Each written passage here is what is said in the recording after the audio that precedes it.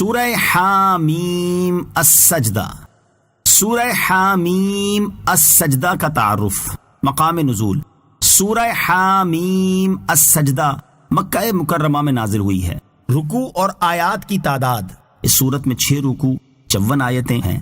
حامیم السجدہ نام رکھنے کی وجہ. اس سورت کا ایک نام حامیم السجدہ ہے، اور حامیم کہنے کی وجہ یہ ہے کہ اس سورت کی ابتدا حامیم سے ہوئی ہے، اور السجدہ کہنے کی وجہ یہ ہے کہ اس کی آیت نمبر 38 آیت سجدہ ہے، اور حامیم السجدہ کہنے کی وجہ سے یہ سورت حامیم سے شروع ہونے والی دیگر سورتوں سے ممتاز ہو گئی. دوسرا نام فصلت ہے، اور یہ نام اس کی آیت نمبر 3 میں مذکور کلمہ فصلت سے ماخوذ ہے.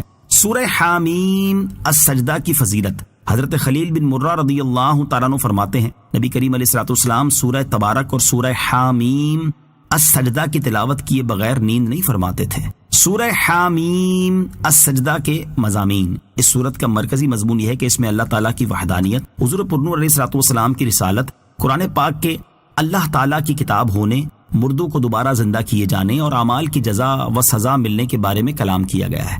نیز اس میں یہ چیزیں بیان کی گئی ہیں. نمبر 1، اس کی ابتدا میں قرآن پاک کے اوصاف بیان کیے گئے ہیں کہ یہ کتاب اللہ تعالیٰ کی طرف سے نازل ہوئی ہے، عربی زبان میں ہے، اللہ تعالیٰ کی قدرت و وحدانیت کے دلائل کو تفصیل سے بیان کرنے والی ہے، خوشخبری دینے والی اور ڈر سنانے والی ہے. نمبر 2، قرآن پاک کے بارے میں مشرکین کا موقف بیان کیا گیا اور یہ بتایا گیا کہ مشرکین قرآن پاک میں غور و فکر کرنے سے اعراض کرتے ہیں. نیز نبی پاک علیہ الصلوۃ والسلام کے بارے میں بتایا گیا کہ وہ ایک بشر ہیں اور انہیں اللہ تعالیٰ نے اس وحی کے ساتھ خاص فرما لیا ہے جس میں اللہ تعالیٰ کی وحدانیت کا اعلان ہے، کافروں کی سزا اور نیک اعمال کرنے والے مسلمانوں کی جزا کی وضاحت ہے. نمبر 3، کفر کرنے پر مشرکین کا رد کیا گیا. زمین و آسمان کی تخلیق سے اللہ تعالیٰ کی وحدانیت پر استدلال کیا گیا اور اللہ تعالیٰ کے رسولوں علیہ الصلوۃ والسلام کو جھٹلانے کی وجہ سے ہلاک کی گئی سابقہ قوموں جیسا عذاب نازل ہونے سے کفار مکہ کو ڈرایا گیا. نمبر 4، قیامت کے حساب کا خوف دلایا گیا اور یہ بتایا گیا کہ حشر کے دن انسان کے اعضاء اس کے خلاف گواہی دیں گے. نمبر 5، اللہ تعالیٰ کی اطاعت پر صبر کرنے والوں کو جنت کی بشارت دی گئی. قرآن مجید کے ہدایت اور شفا ہونے کے بارے میں بتایا گیا اور یہ واضح کر دیا گیا کہ جو نیک عمل کرے گا وہ اپنی جان کے لیے ہی کرے گا اور جو برے عمل کرے گا تو وہ خود ہی ان کی سزا پائے گا. نمبر 6، اللہ تعالیٰ کی عظیم قدرت اور علم کے بارے میں بتایا گیا اور یہ بتایا کہ آسانی ملنے پر فخر و تکبر کرنا اور مصیبت و سختی آنے پر گریہ و زاری کرنا عمومی طور پر لوگوں کی فطرت ہے. سورہ مومن کے ساتھ مناسبت. سورہ حامیم السجدہ کی اپنے سے ماقبل سورت مومن کے ساتھ ایک مناسبت یہ ہے کہ دونوں سورتوں کی ابتدا میں قرآن مجید کا وصف بیان کیا گیا ہے، اور دوسری مناسبت یہ ہے کہ دونوں سورتوں میں اللہ تعالیٰ کی آیات کے بارے میں جھگڑنے والے مشرکین کی سرزنش کی گئی اور انہیں عذاب کی وعید سنائی گئی ہے. بسم اللہ الرحمن الرحیم. ترجمہ. اللہ کے نام سے شروع جو نہایت مہربان رحمت والا ہے. حامیم تنزیل من الرحمن الرحیم. ترجمہ. حامیم یہ قرآن بہت مہربان نہایت رحم فرمانے والے کی طرف سے نازل کیا ہوا ہے. حامیم یہ حروف مقطعات میں سے ایک حرف ہے، اس کی مراد اللہ تعالیٰ ہی بہتر جانتا ہے. تنزیل نازل کیا ہوا ہے. اس آیت میں قرآن مجید کا وصف بیان کرتے ہوئے ارشاد فرمایا گیا کہ یہ قرآن پاک اس اللہ تعالیٰ کی طرف سے سید المرسلین صلی اللہ تعالیٰ علیہ وسلم پر نازل کیا ہوا ہے جو اپنے بندوں پر بہت مہربان اور نہایت رحم فرمانے والا ہے. کتاب فصلت آیاتہ قرآنا عربیا لقوم یعلمون. ترجمہ. یہ عربی قرآن ایک کتاب ہے جس کی آیتیں جاننے والوں کے لیے تفصیل سے بیان کی گئی ہیں. کتاب ایک کتاب ہے. اس آیت میں قرآن کریم کے 5 اوصاف بیان کیے گئے ہیں. نمبر 1، یہ کلام ایک کتاب ہے. کتاب اسے کہتے ہیں جو کئی مضامین کی جامع ہو، اور قرآن کریم چونکہ اولین و آخرین کے علوم کا جامع ہے اس لیے اسے کتاب فرمایا گیا. نمبر 2، اس کلام کی آیتیں تفصیل سے بیان کی گئی ہیں، یعنی قرآن پاک کی آیتیں مختلف اقسام کی ہیں جن میں احکام، مثالوں، واعظ و نصیحت، وعدہ اور وعید وغیرہ کو تفصیل کے ساتھ بیان کیا گیا ہے. نمبر 3، یہ کلام قرآن ہے. یہ ایسا کلام ہے جسے دنیا میں سب سے زیادہ پڑھا جاتا ہے. اور اس کی آیتیں باہم مربوط اور ملی ہوئی ہیں، نیز یہ بندوں کو خدا سے ملا دیتا ہے۔ نمبر 4، اس کلام کی زبان عربی ہے۔ اس سے معلوم ہوا کہ عربی زبان بہت فضیلت اور اہمیت کی حامل ہے، اور یہ بھی معلوم ہوا کہ قرآن مجید کا ترجمہ قرآن نہیں، لہذا نماز میں صرف ترجمہ پڑھ لینے سے نماز نہ ہوگی۔ نمبر 5، قرآن مجید کا عربی میں ہونا ان لوگوں کے لیے ہے جن کی زبان عربی ہے، تاکہ وہ اس کے معنی کو سمجھ سکیں۔ ایک تفسیر کے اعتبار سے اس آیت میں قرآن مجید کی 5ویں صفت یہ ہے کہ اس کی آیتیں عرب والوں کے لیے تفصیل سے بیان کی گئی ہیں۔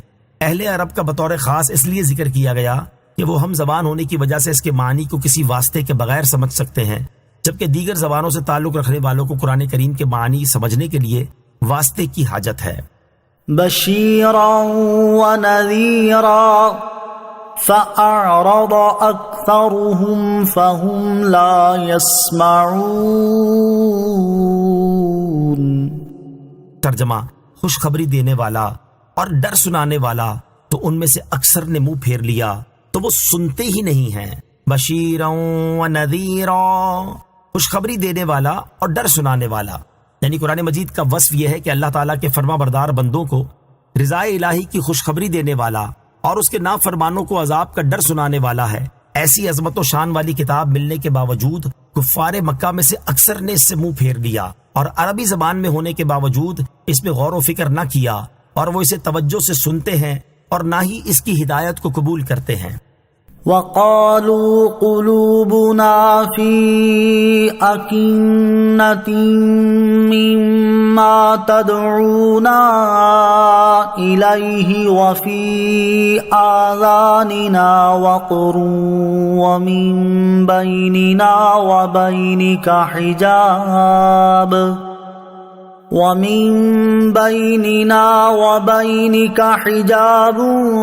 فاعمل إننا عاملون۔ ترجمہ، اور انہوں نے کہا ہمارے دل اس بات سے پردوں میں ہیں جس کی طرف تم ہمیں بلاتے ہو، اور ہمارے کانوں میں بوجھ ہے، اور ہمارے اور تمہارے درمیان ایک پردہ ہے، تو تم اپنا کام کرو، ہم اپنا کام کر رہے ہیں۔ وقالوا، اور انہوں نے کہا، جب نبی کریم علیہ الصلوۃ والسلام نے مشرکوں کو ایمان قبول کرنے کی دعوت دی تو انہوں نے کہا آپ ہمیں توحید اور ایمان کی جو دعوت دے رہے ہیں ہم اس کو سمجھ ہی نہیں سکتے، کیونکہ اس بات سے ہمارے دلوں پر پردے پڑے ہوئے ہیں اور ہمارے کانوں میں بوجھ ہے جس کی وجہ سے بہرے ہیں، اور آپ کی بات ہمارے سننے میں نہیں آتی۔ اس سے مشرکوں کی مراد یہ تھی کہ آپ ہم سے ایمان اور توحید کو قبول کرنے کی توقع نہ رکھیے، ہم کسی طرح ماننے والے نہیں، اور نہ ماننے میں ہم اس شخص کی طرح ہیں جو نہ سمجھتا ہو نہ سنتا ہو۔ مشرکوں نے مزید یہ کہا کہ ہمارے اور تمہارے درمیان دینی مخالفت ہے، اس لیے ہم آپ کی بات ماننے والے نہیں، تو تم اپنے دین پر رہو، ہم اپنے دین پر قائم ہیں، اور تم سے ہمارا کام بگاڑنے کی جو کوشش ہو سکے وہ کرو، ہم بھی تمہارے خلاف جو ہو سکے گا کریں گے۔ قل انما انا بشر مثلكم يوحى الي انما الهكم اله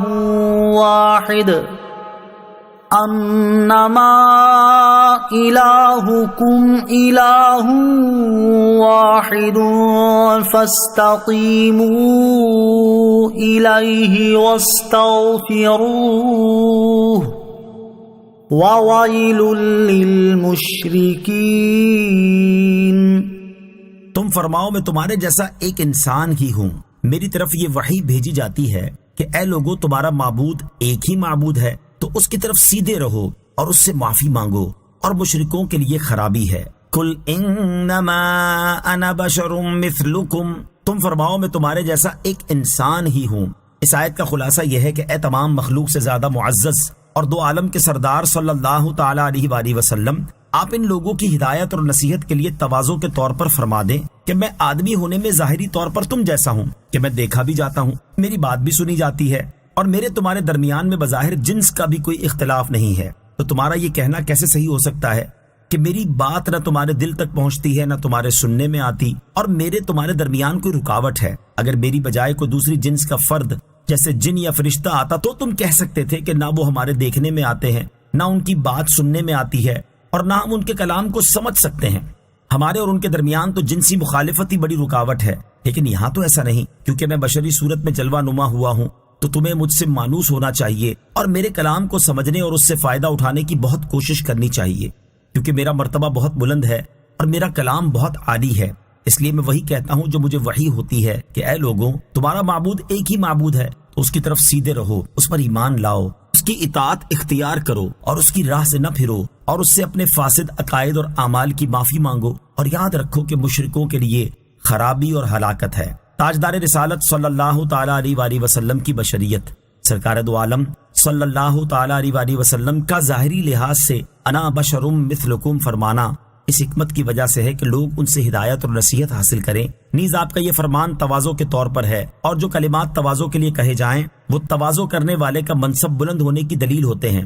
چھوٹوں کا ان کلمات کو اس کی شان میں کہنا یا اس سے برابری ڈھونڈنا ترک ادب اور گستاخی ہوتا ہے، تو کسی امتی کو روا نہیں کہ وہ حضور پرنور صلی اللہ تعالیٰ علیہ وآلہ وسلم کے ہم مثل ہونے کا دعویٰ کرے، اور یہ بھی ملحوظ رہنا چاہیے کہ آپ علیہ الصلوۃ والسلام کی بشریت بھی سب سے اعلیٰ ہے، ہماری بشریت کو اس سے کچھ بھی نسبت نہیں۔ نوٹ: حضور اکرم علیہ الصلوۃ والسلام کی بشریت سے متعلق تفصیلی کلام سورہ کہف کی آیت نمبر 110 کی تفسیر کے تحت سماعت کیجیے۔ الذین لا یؤتون الزکاة وهم بالآخرة هم کافرون۔ ترجمہ: وہ جو زکوٰۃ نہیں دیتے اور وہ آخرت کے منکر ہیں۔ الذین لا یؤتون الزکاة، وہ جو زکوٰۃ نہیں دیتے۔ آیت کے اس حصے کے بارے میں مفسرین کے مختلف اقوال ہیں، ان میں سے 3 قول سماعت کیجیے۔ نمبر 1، حضرت عبداللہ ابن عباس رضی اللہ تعالیٰ عنہما اور جمہور مفسرین کا قول یہ ہے کہ یہاں زکوٰۃ سے مراد اس کا حقیقی معنی نہیں بلکہ اس سے مراد توحید کا معتقد ہونا اور لا الہ الا اللہ کہنا ہے۔ اس صورت میں آیت کے معنی یہ ہوں گے کہ مشرکین وہ لوگ ہیں جو توحید کا اقرار کر کے اپنے نفسوں کو شرک سے باز نہیں رکھتے۔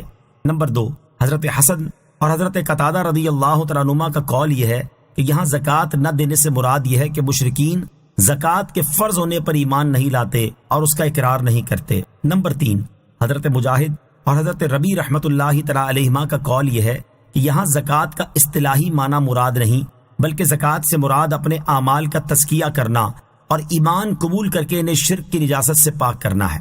نوٹ: اس آیت کی تفسیر میں ان 3 کے علاوہ مفسرین کے اور بھی اقوال ہیں۔ امام عبداللہ بن احمد نصفی رحمۃ اللہ تعالی فرماتے ہیں کہ یہاں آیت میں زکوٰۃ ادا نہ کرنے کو آخرت کے انکار کے ساتھ ذکر کرنے کی وجہ یہ ہے کہ انسان کو مال بہت پیارا ہوتا ہے، تو جب وہ مال کو راہ خدا میں خرچ کرے گا تو یہ اس کی استقامت، استقلال، صدق اور نیت کے اخلاص کی مضبوط دلیل ہوگی۔ نیز اس آیت میں ضمنی طور پر ان مسلمانوں کو بھی خوف دلایا گیا ہے جو زکوٰۃ ادا نہیں کرتے، تاکہ انہیں معلوم ہو جائے کہ زکوٰۃ نہ دینا ایسا برا فعل ہے کہ اسے قرآن کریم میں مشرکین کے اوصاف میں ذکر کیا گیا ہے۔ وَهُمْ بِالْآخِرَةِ هُمْ كَافِرُونَ، اور وہ آخرت کے منکر ہیں۔ آیت کے اس حصے میں مشرکوں کا ایک اور جرم بیان کیا گیا کہ وہ آخرت کے منکر ہیں کہ مرنے کے بعد اٹھنے اور اعمال کی جزا ملنے کے قائل نہیں۔ ان الذين آمنوا وعملوا الصالحات لهم اجر غیر ممنون۔ ترجمہ: بے شک ایمان لانے والوں اور اچھے اعمال کرنے والوں کے لیے بے انتہا ثواب ہے۔ ان الذین آمنوا، بے شک جو ایمان لائے۔ اس سے پہلی آیت میں کافروں کے لیے وعید بیان ہوئی اور اس آیت میں ایمان والوں کے لیے وعدے کا ذکر ہے۔ چنانچہ ارشاد فرمایا کہ بے شک ایمان لانے والوں اور اچھے اعمال کرنے والوں کے لیے بے انتہا ثواب ہے جو منقطع نہ ہوگا۔ اس آیت کی تفسیر میں یہ بھی کہا گیا ہے کہ یہ آیت بیماروں، اپاہجوں اور ان بوڑھوں کے حق میں نازل ہوئی جو عمل اور طاعت کے قابل نہ رہے، انہیں اب بھی وہی اجر ملے گا جو تندرستی کے زمانے میں عمل کرنے پر ملا کرتا تھا۔ مسلمانوں کے نیک اعمال کا ثواب بیماری، بڑھاپے وغیرہ میں منقطع نہیں ہوتا۔ اس آیت سے معلوم ہوا کہ اللہ تعالیٰ اپنے فضل و کرم سے مسلمانوں کو ان کے نیک اعمال کا بے انتہا ثواب عطا فرماتا ہے، اور یہ بھی معلوم ہوا کہ جو مسلمان تندرستی اور صحت کے ایام میں کوئی نیک عمل پابندی کے ساتھ کیا کرتا تھا، پھر بیماری، معذوری یا بڑھاپے وغیرہ کی وجہ سے وہ نیک عمل نہ کر سکا، تو ان ایام میں عمل نہ کرنے کے باوجود اسے اسی نیک عمل کا ثواب ملتا رہے گا۔ یہ مضمون کثیر احادیث میں بھی بیان کیا گیا ہے۔ ان میں سے 3 احادیث سماعت کیجیے۔ نمبر 1، بخاری شریف کی حدیث حضرت ابو موسیٰ اشعری رضی اللہ تعالی عنہ سے روایت ہے، رسول اللہ صلی اللہ تعالی علیہ وآلہ وسلم نے ارشاد فرمایا، جب کوئی بندہ بیمار ہو جائے یا کسی سفر پر جائے تو اسے اس کے ان نیک اعمال کا اجر ملتا رہے گا جو وہ صحت کے ایام میں اور حالت اقامت میں کیا کرتا تھا۔ حدیث نمبر 2، حضرت عبداللہ بن عمر رضی اللہ تعالیٰ عنہ سے روایت ہے، رسول کریم صلی اللہ تعالیٰ علیہ وآلہ وسلم نے ارشاد فرمایا، جب بندہ عبادت کے اچھے راستے پر ہوتا ہے پھر بیمار ہو جاتا ہے تو اس پر مقرر فرشتے سے کہا جاتا ہے تم اس کی تندرستی کے زمانے کے برابر اعمال لکھتے رہو یہاں تک کہ میں اسے شفا دوں یا اسے اپنے پاس بلا لوں۔ نمبر 3، حضرت عتبہ بن مسعود رضی اللہ تعالیٰ عنہ سے روایت ہے، رسول اکرم صلی اللہ تعالیٰ علیہ وسلم نے ارشاد فرمایا، مومن کا اپنی بیماری پر بے قرار ہونا تعجب خیز ہے۔ اگر اسے معلوم ہو جائے کہ اس کی بیماری میں کتنا ثواب ہے تو وہ یہ چاہے گا کہ ساری زندگی بیمار ہی رہے۔ پھر حضور اقدس علیہ الصلوۃ والسلام آسمان کی طرف سر اٹھا کر مسکرائے تو آپ سے عرض کی گئی، آپ آسمان کی طرف دیکھ کر کیوں مسکرائے؟ ارشاد فرمایا، مجھے 2 فرشتوں کو دیکھ کر تعجب ہوا، وہ نماز پڑھنے کی ایک جگہ میں وہاں نماز پڑھنے والے کو ڈھونڈ رہے تھے، جب اس جگہ وہ نمازی نہیں ملا تو فرشتے واپس چلے گئے۔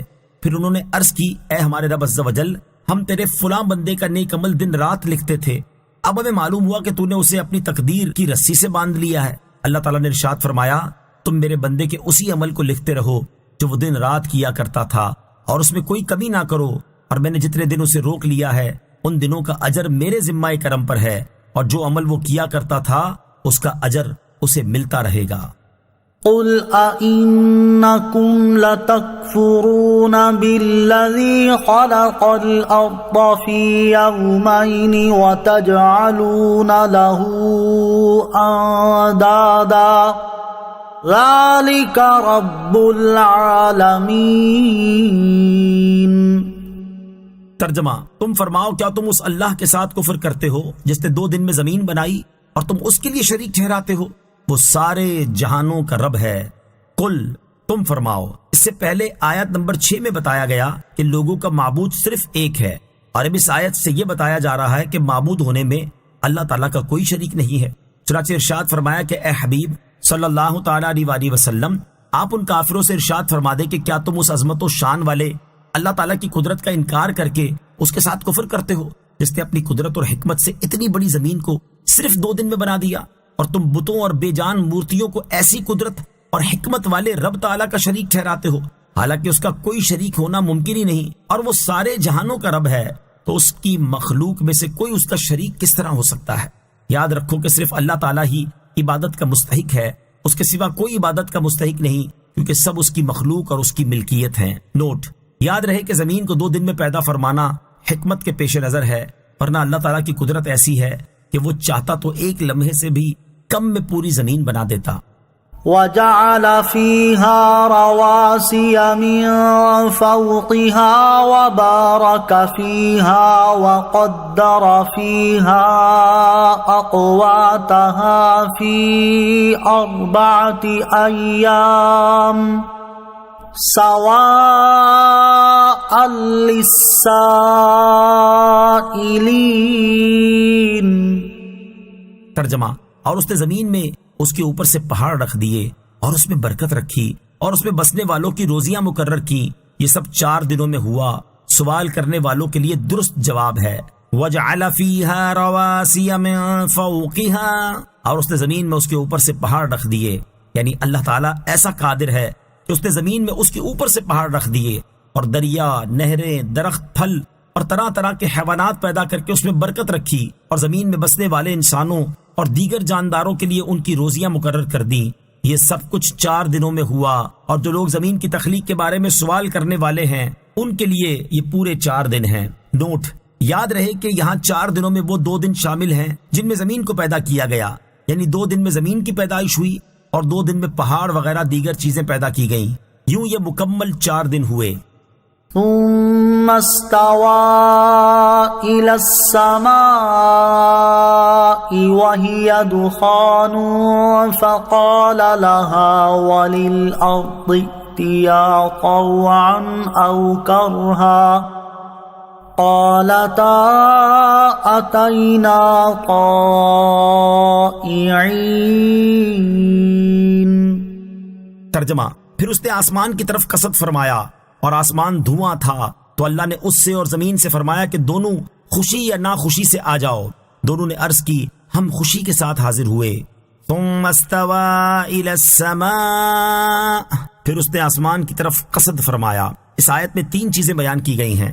نمبر 1، زمین کی تخلیق کے بعد اللہ تعالیٰ نے اپنی حکمت کے تقاضے کے مطابق آسمان کو پیدا کرنے کی طرف قصد فرمایا۔ آیت کے اس حصے سے بظاہر یہ لگتا ہے کہ پہلے زمین اور اس پر موجود دیگر چیزوں کی تخلیق ہوئی اور اس کے بعد آسمانوں کو پیدا کیا گیا، جبکہ سورہ نازعات کی آیت نمبر 27 تا 32 میں یہ مذکور ہے کہ پہلے آسمانوں کو پیدا کیا گیا، اس کے بعد زمین کو پھیلایا گیا اور اس میں پہاڑ وغیرہ دیگر چیزیں پیدا کی گئیں۔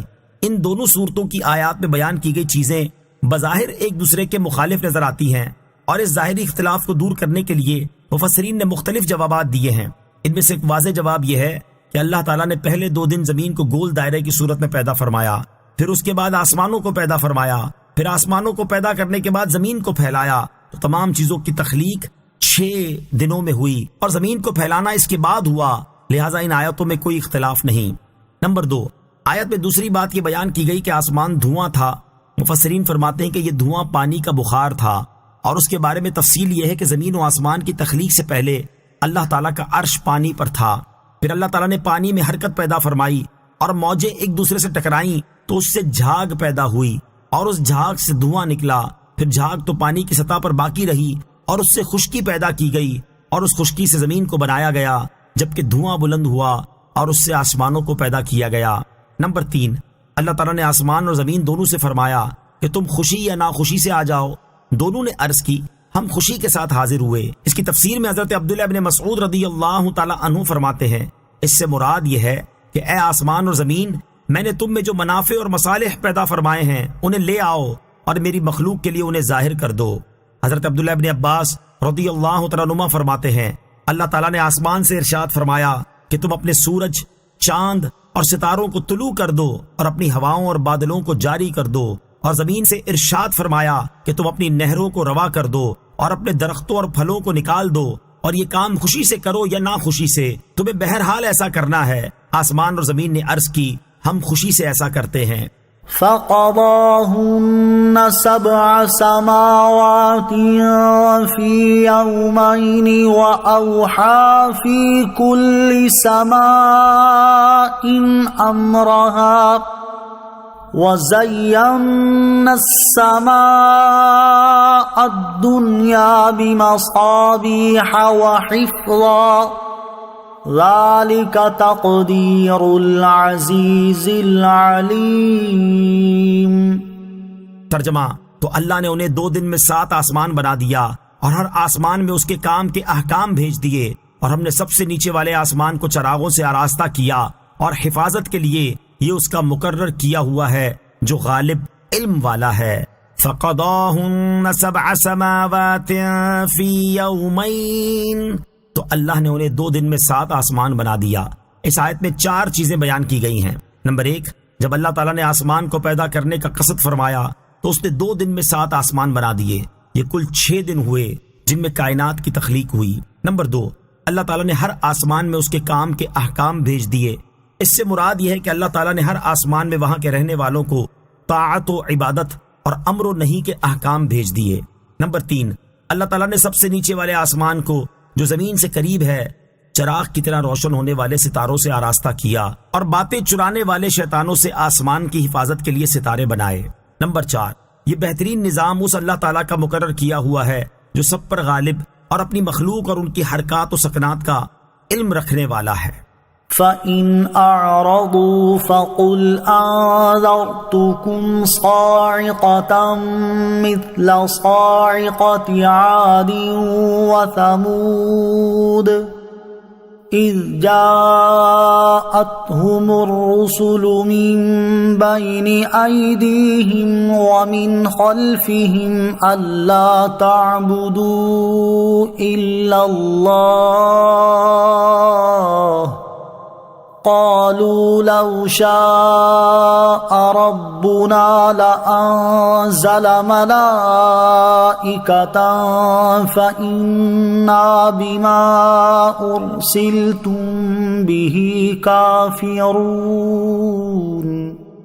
ترجمہ، پھر اگر وہ منہ پھیرے تو تم فرماؤ کہ میں تمہیں ایک ایسی کڑک سے ڈراتا ہوں جیسی کڑک عاد اور سمود پر آئی تھی، جب ان کے آگے اور ان کے پیچھے رسول ان کے پاس آیا اور کہا کہ اللہ کے سوا کسی کی عبادت نہ کرو، تو انہوں نے کہا اگر ہمارا رب چاہتا تو فرشتوں کو اتارتا، تو جس کے ساتھ تمہیں بھیجا گیا ہے ہم اس کا انکار کرنے والے ہیں۔ فَإِنْ أَعْرَضُوا، پھر اگر وہ منہ پھیریں۔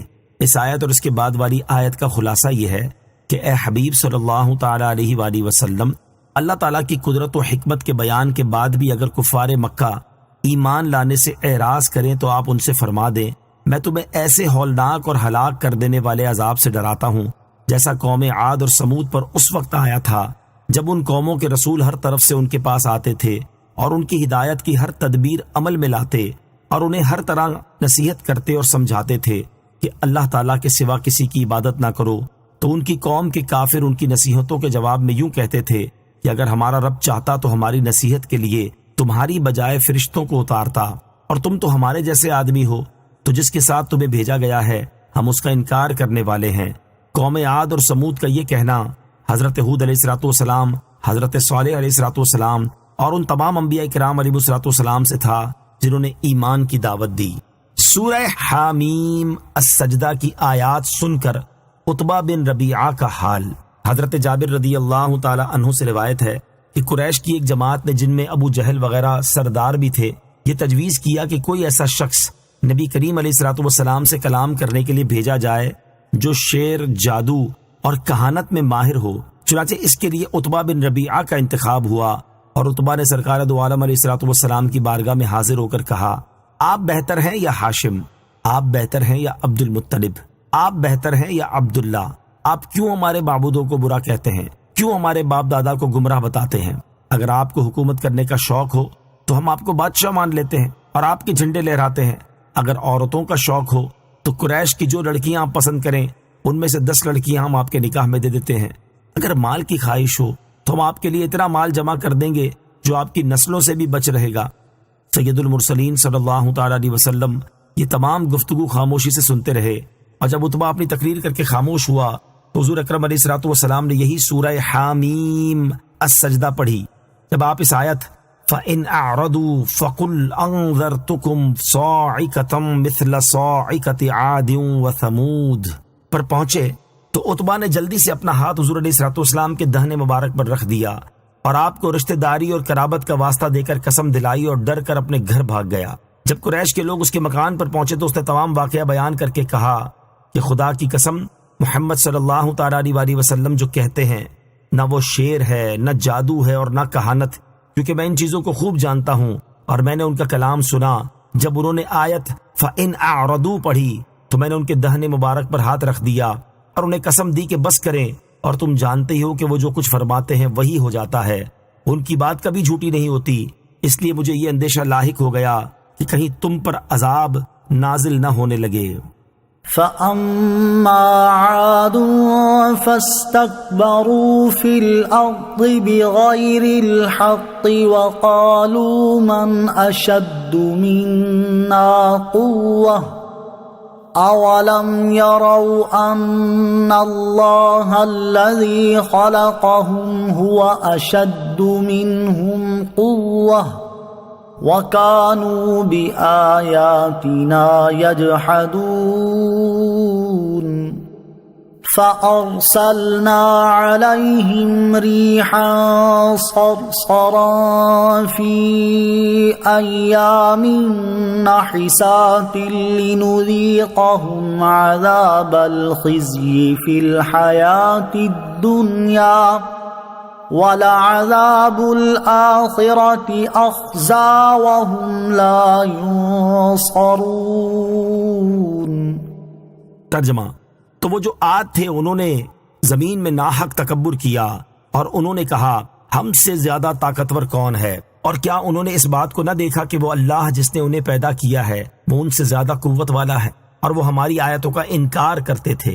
تو ہم نے ان پر ان کے منحوس دنوں میں ایک تیز آندھی بھیجی تاکہ دنیا کی زندگی میں ہم انہیں رسوائی کا عذاب چکھائیں، اور بے شک آخرت کا عذاب زیادہ رسوا کن ہے اور ان کی مدد نہ ہوگی۔ فَأَمَّا عَادٌ، تو وہ جو عاد تھے، اس سے پہلے قوم عاد کا اجمالی طور پر ذکر ہوا اور اب یہاں سے ان کا حال اور انجام کچھ تفصیل کے ساتھ بیان کیا جا رہا ہے۔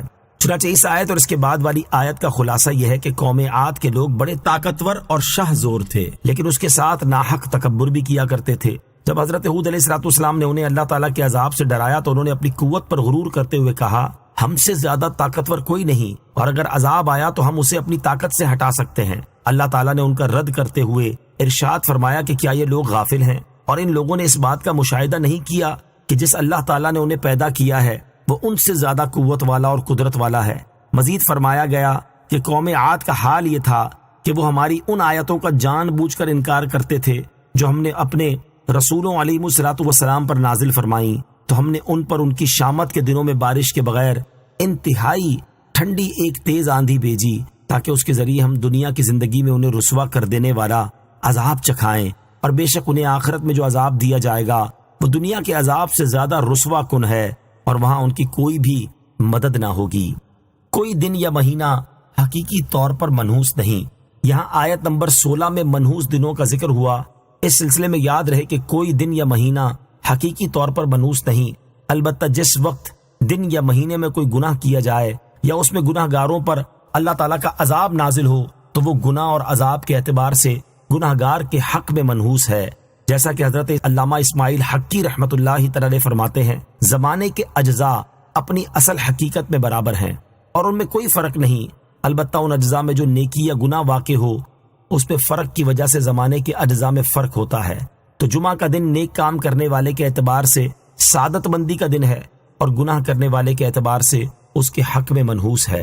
اور اعلیٰ حضرت امام احمد رضا خان رحمۃ اللہ تعالی فرماتے ہیں، مسلمان مطیع یعنی اطاعت گزار مسلمان پر کوئی چیز نحس یعنی منحوس نہیں، اور کافروں کے لیے کچھ سعد یعنی مبارک نہیں، اور مسلمان عاصی کے لیے اس کا اسلام سعد ہے۔ طاعت بشرط قبول سعد ہے، معصیت بجائے خود نحس ہے۔ اگر رحمت و شفاعت اس کی نحوست سے بچا لیں بلکہ نحوست کو سعادت کر دیں، جیسا کہ اللہ تعالیٰ ارشاد فرماتا ہے، اولئک یبدل اللہ سیئاتہم حسنات، ترجمہ ایسوں کی برائیوں کو اللہ نیکیوں سے بدل دے گا۔ تو یہ الگ بات ہے، بلکہ کبھی گناہ یوں سعادت ہو جاتا ہے کہ بندہ اس پر خائف و ترساں و تائب و کوشاں رہتا ہے، وہ دھل گیا اور بہت سی حسنات مل گئیں۔ باقی کواکب یعنی ستاروں میں کوئی سعادت و نحوست نہیں۔ اگر ان کو خود مؤثر جانے مشرک ہے اور ان سے مدد مانگے تو حرام ہے، ورنہ ان کی رعایت ضرور خلاف توکل ہے۔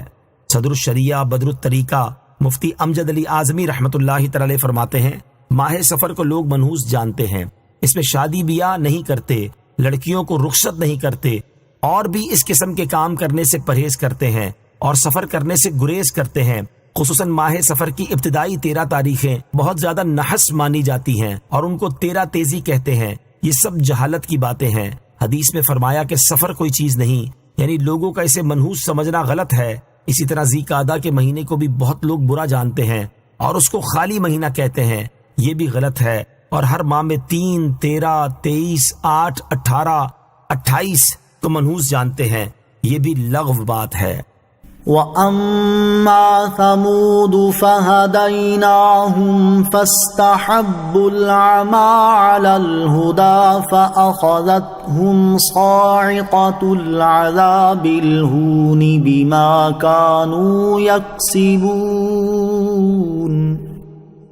وَنَجَّيْنَا الَّذِينَ آمَنُوا وَكَانُوا يَتَّقُونَ۔ ترجمہ، اور وہ جو سمود تھے تو ہم نے ان کی رہنمائی کی تو انہوں نے ہدایت کی بجائے اندھے پن کو پسند کیا، تو ان کے اعمال کے سبب انہیں ذلت کے عذاب کی کڑک نے آ لیا اور ہم نے انہیں بچا لیا جو ایمان لائے اور ڈرتے تھے۔ وَأَمَّا ثَمُودُ فَهَدَيْنَاهُمْ، اور وہ جو سمود تھے تو ہم نے ان کی رہنمائی کی۔ اس سے پہلے قوم سمود کا اجمالی تذکرہ ہوا اور اب یہاں سے ان کی عملی حالت اور انجام کی کچھ تفصیل بیان کی جا رہی ہے۔ چنانچہ اس آیت اور اس کے بعد والی آیت کا خلاصہ یہ ہے کہ جہاں تک قوم سمود کا معاملہ ہے تو ہم نے ان کی رہنمائی کی اور نیکی اور بدی کے طریقے ان پر ظاہر فرمائے، لیکن انہوں نے ہدایت کی بجائے گمراہی کے اندھے پن کو پسند کیا اور ایمان کے مقابلے میں کفر اختیار کیا، تو ان کے شرک، نبی کو جھٹلانے اور گناہوں کی وجہ سے انہیں ذلیل کر دینے والے عذاب کی کڑک نے آ لیا اور وہ ہولناک آواز کے عذاب سے ہلاک کر دیے گئے۔ اور ہم نے کڑک کے اس ذلیل کر دینے والے عذاب سے ان لوگوں کو بچا لیا جو حضرت صالح علیہ السلام پر ایمان لائے اور وہ شرک اور خبیث اعمال کرنے سے ڈرتے تھے۔ حضرت صالح علیہ السلام کی قوم پر آنے والے عذاب کی 3 کیفیات۔ قرآن مجید میں حضرت صالح علیہ السلام کی قوم پر آنے والے عذاب کو بیان کرتے ہوئے ایک آیت میں ارشاد فرمایا گیا کہ فَأَخَذَتْهُمُ الرَّجْفَةُ فَأَصْبَحُوا فِي دَارِهِمْ جَاثِمِينَ۔ ترجمہ، تو انہیں زلزلے نے پکڑ لیا تو وہ صبح کو اپنے گھروں میں اوندھے پڑے رہ گئے۔ اور دوسری آیت میں ارشاد فرمایا گیا کہ وَأَخَذَ الَّذِينَ ظَلَمُوا الصَّيْحَةُ فَأَصْبَحُوا فِي دِيَارِهِمْ جَاثِمِينَ۔ ترجمہ، اور ظالموں کو چنگھاڑ نے پکڑ لیا تو وہ صبح کے وقت اپنے گھروں میں گھٹنوں کے بل پڑے رہ گئے۔ اور تیسری آیت میں ارشاد فرمایا کہ فَأَخَذَتْهُمْ صَاعِقَةُ الْعَذَابِ الْهُونِ بِمَا كَانُوا يَكْسِبُونَ۔ ترجمہ، تو ان کے اعمال کے سبب انہیں ذلت کے عذاب کی کڑک نے آ لیا۔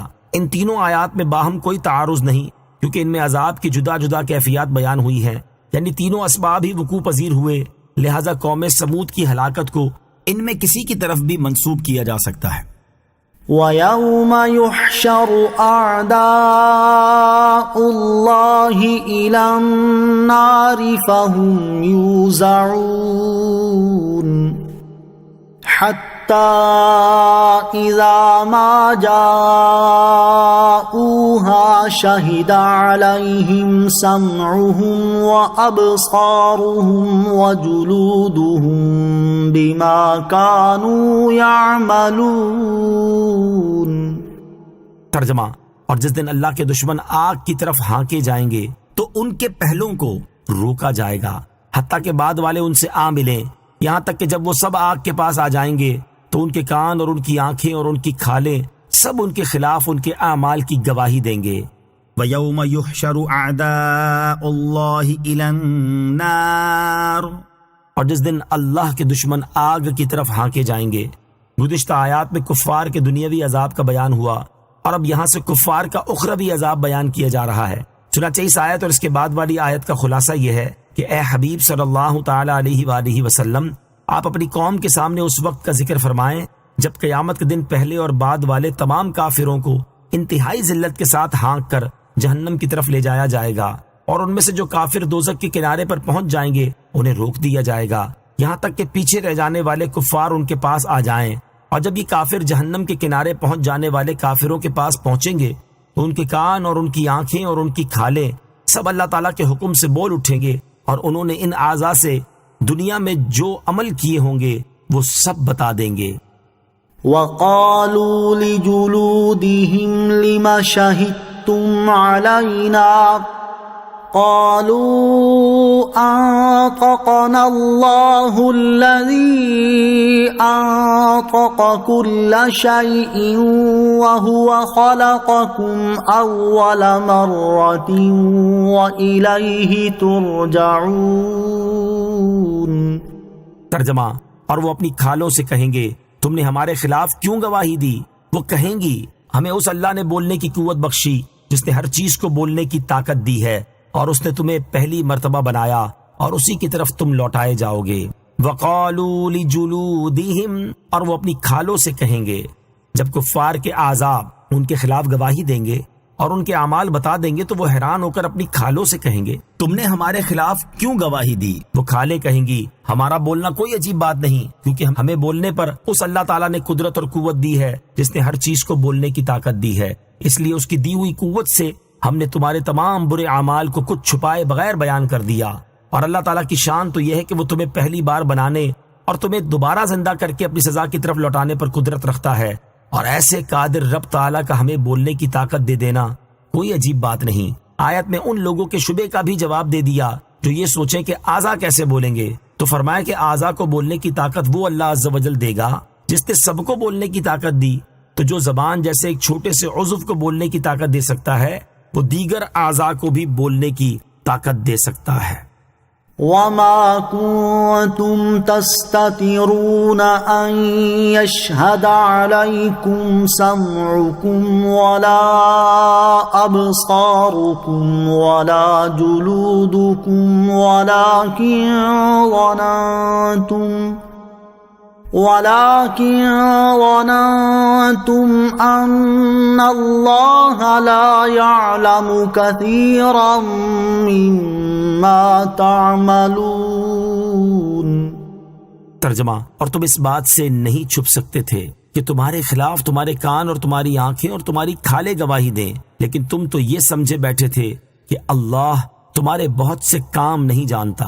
وَمَا كُنتُمْ تَسْتَتِرُونَ، اور تم اس بات سے نہیں چھپ سکتے تھے۔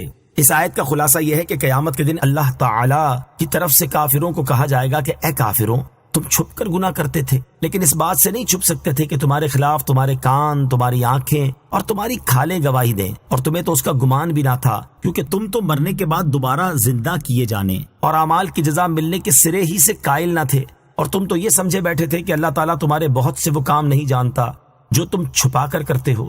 حضرت عبداللہ ابن عباس رضی اللہ تعالیٰ عنہما فرماتے ہیں، کفار یوں کہا کرتے تھے کہ اللہ تعالیٰ ظاہر کی باتیں جانتا ہے اور جو ہمارے دلوں میں ہے اسے نہیں جانتا۔ اور حضرت عبداللہ ابن مسعود رضی اللہ تعالیٰ عنہ فرماتے ہیں کہ بیت اللہ کے پاس 2 کرشی اور 1 ثقفی یا 2 ثقفی اور 1 کرشی جمع ہوئے، یہ بہت موٹے اور جسیم تھے اور ان کے دلوں میں سمجھ بوجھ بہت کم تھی۔ ان میں سے ایک نے کہا، کیا تمہارا یہ گمان ہے کہ اللہ تعالیٰ ہماری باتیں سن رہا ہے؟ دوسرے نے کہا، اگر ہم زور سے باتیں کریں گے تو وہ سنے گا، اور اگر آہستہ باتیں کریں گے تو وہ نہیں سنے گا۔ ایک اور نے کہا، اگر وہ ہماری زور سے کی ہوئی باتیں سن سکتا ہے تو وہ ہماری آہستہ سے کی ہوئی باتیں بھی سن سکتا ہے۔ تب اللہ عز و جل نے یہ آیت نازل فرمائی، وَذَلِكُمْ ظَنُّكُمُ الَّذِي ظَنَنْتُمْ بِرَبِّكُمْ أَرْدَاكُمْ فَأَصْبَحْتُمْ مِنَ الْخَاسِرِينَ۔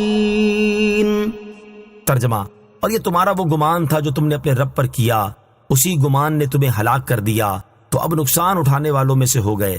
وَذَلِكُمْ ظَنُّكُمُ الَّذِي ظَنَنْتُمْ بِرَبِّكُمْ، اور یہ تمہارا وہ گمان تھا جو تم نے اپنے رب پر کیا، یعنی اے خدا کے دشمنوں، اللہ تعالیٰ کی طرف نہ جاننے کی نسبت کرنا تمہارا وہ گمان تھا جو تم نے اپنے رب عز و جل پر کیا، ورنہ اللہ تعالیٰ کی شان تو یہ ہے کہ وہ تمام کلیات اور جزئیات کا علم رکھتا ہے، اور ظاہری و باطنی کوئی چیز اس سے چھپی ہوئی نہیں ہے۔ اور اے کافروں، اسی برے گمان نے تمہیں جہنم میں ڈال دیا، تو اس کی وجہ سے اب تم کامل نقصان اٹھانے والوں میں سے ہو گئے۔ اللہ کریم کے بارے میں اچھا گمان رکھنا چاہیے۔ اس آیت سے معلوم ہوا کہ اللہ کریم کے بارے میں برا گمان رکھنا کافروں کا طریقہ ہے، اور برا گمان رکھنے والا ان لوگوں میں سے ہوگا جو ہلاک ہونے والے اور نقصان اٹھانے والے ہیں۔ برے گمان کی مثال یہ ہے کہ سچی توبہ کر کے بندہ یہ گمان کرے کہ اللہ کریم اس کے گناہ معاف نہیں فرمائے گا، اپنی اولاد کو اس لیے قتل کر دے کہ پتہ نہیں اللہ کریم اسے رزق دیتا ہے یا نہیں، اور دعا کرنے کے بعد یہ گمان کرنا کہ اللہ کریم اسے قبول کرتا بھی ہے یا نہیں، وغیرہ۔ اچھے گمان کی مثال یہ ہے کہ سچی توبہ کے بعد یہ گمان کرنا کہ اللہ کریم اسے قبول فرما لے گا اور اس کے گناہ بخش دے گا۔ رزق کے اسباب اختیار کرنے کے بعد یہ گمان کرنا کہ اللہ کریم اسے رزق عطا فرمائے گا، اور دعا کرنے کے بعد اس کی قبولیت کی امید رکھنا وغیرہ۔ لہٰذا ہر مسلمان کو چاہیے کہ وہ اللہ پاک کے بارے میں برا گمان رکھنے سے بچے اور اچھا گمان رکھے۔ ترغیب کے لیے یہاں اللہ کریم کے ساتھ برا اور اچھا گمان رکھنے کے بارے میں 4 احادیث سماعت کیجیے۔ نمبر 1، حضرت عبداللہ ابن عمر رضی اللہ تعالیٰ عنہما سے روایت ہے، رسول کریم صلی اللہ تعالیٰ علیہ وسلم نے ارشاد فرمایا، اللہ کریم کے ساتھ برا گمان رکھنا بڑے کبیرہ گناہوں میں سے ہے۔ یہ برے گمان کی خاص اقسام کے اعتبار سے ہے۔ نمبر 2، حضرت جابر رضی اللہ تعالیٰ عنہ سے روایت ہے، سید المرسلین صلی اللہ تعالیٰ علیہ وسلم نے ارشاد فرمایا، تم میں سے کسی شخص کو ہرگز موت نہ آئے مگر اس حال میں کہ وہ اللہ کریم کے ساتھ اچھا گمان رکھتا ہو۔ نمبر 3، حضرت ابو ہریرہ رضی اللہ تعالیٰ عنہ سے روایت ہے، تاجدار رسالت صلی اللہ تعالیٰ علیہ وسلم نے ارشاد فرمایا، بے شک اللہ کریم کے ساتھ اچھا گمان رکھنا ایک اچھی عبادت ہے۔ نمبر 4، ایک روایت میں ہے کہ حضرت واصلہ رضی اللہ تعالیٰ عنہ حضرت یزید بن اسود رضی اللہ تعالیٰ عنہ کی عیادت کے لیے تشریف لائے اور ان سے پوچھا، تمہارا اللہ کریم کے ساتھ کیا گمان ہے؟ انہوں نے کہا، جب میں اپنے گناہوں کو دیکھتا ہوں تو مجھے اپنی ہلاکت قریب نظر آتی ہے، لیکن میں اللہ پاک کی رحمت کی امید رکھتا ہوں۔ حضرت واصلہ رضی اللہ تعالیٰ عنہ نے کہا، اللہ اکبر، اور گھر والوں نے بھی کہا اللہ اکبر۔ حضرت واصلہ رضی اللہ تعالیٰ عنہ نے کہا، میں نے رسول اللہ صلی اللہ تعالیٰ علیہ وسلم سے سنا ہے کہ اللہ پاک ارشاد فرماتا ہے، میں اپنے بندے کے گمان کے پاس ہوں، وہ میرے متعلق جو چاہے گمان کرے۔ اللہ کریم ہمیں اپنے ساتھ برا گمان رکھنے سے بچنے اور اچھا گمان رکھنے کی توفیق عطا فرمائے، آمین۔ امید اور خوف کے درمیان رہنے میں ہی سلامتی ہے۔ یاد رہے کہ اللہ پاک کے ساتھ اچھا گمان رکھنا ضروری ہے، لیکن اس کا یہ مطلب نہیں کہ بندہ اللہ کریم کے عذاب سے ہی بے خوف ہو جائے، بلکہ اس کا مطلب یہ ہے کہ بندہ نہ تو اللہ کریم کی رحمت سے بالکل مایوس ہو جائے اور نہ ہی اس کے عذاب اور اس کی سزا سے بے خوف ہو جائے، بلکہ اسے چاہیے کہ امید اور خوف کے درمیان رہے کہ یہی سلامتی کا راستہ ہے۔ اللہ کریم کی رحمت سے مایوس ہو جانے والوں کے بارے میں قرآن مجید میں ہے، إنه لا ييأس من روح الله إلا القوم الكافرون۔ ترجمہ، بے شک اللہ کی رحمت سے کافر لوگ ہی نا امید ہوتے ہیں۔ اور اللہ تعالیٰ کی خفیہ تدبیر سے بے خوف ہو جانے والوں کے بارے میں ارشاد باری تعالیٰ ہے، أفأمنوا مكر الله فلا يأمن مكر الله إلا القوم الخاسرون۔ ترجمہ، کیا وہ اللہ کی خفیہ تدبیر سے بے خوف ہیں؟ وہ اللہ کی خفیہ تدبیر سے صرف تباہ ہونے والے لوگ ہی بے خوف ہوتے ہیں۔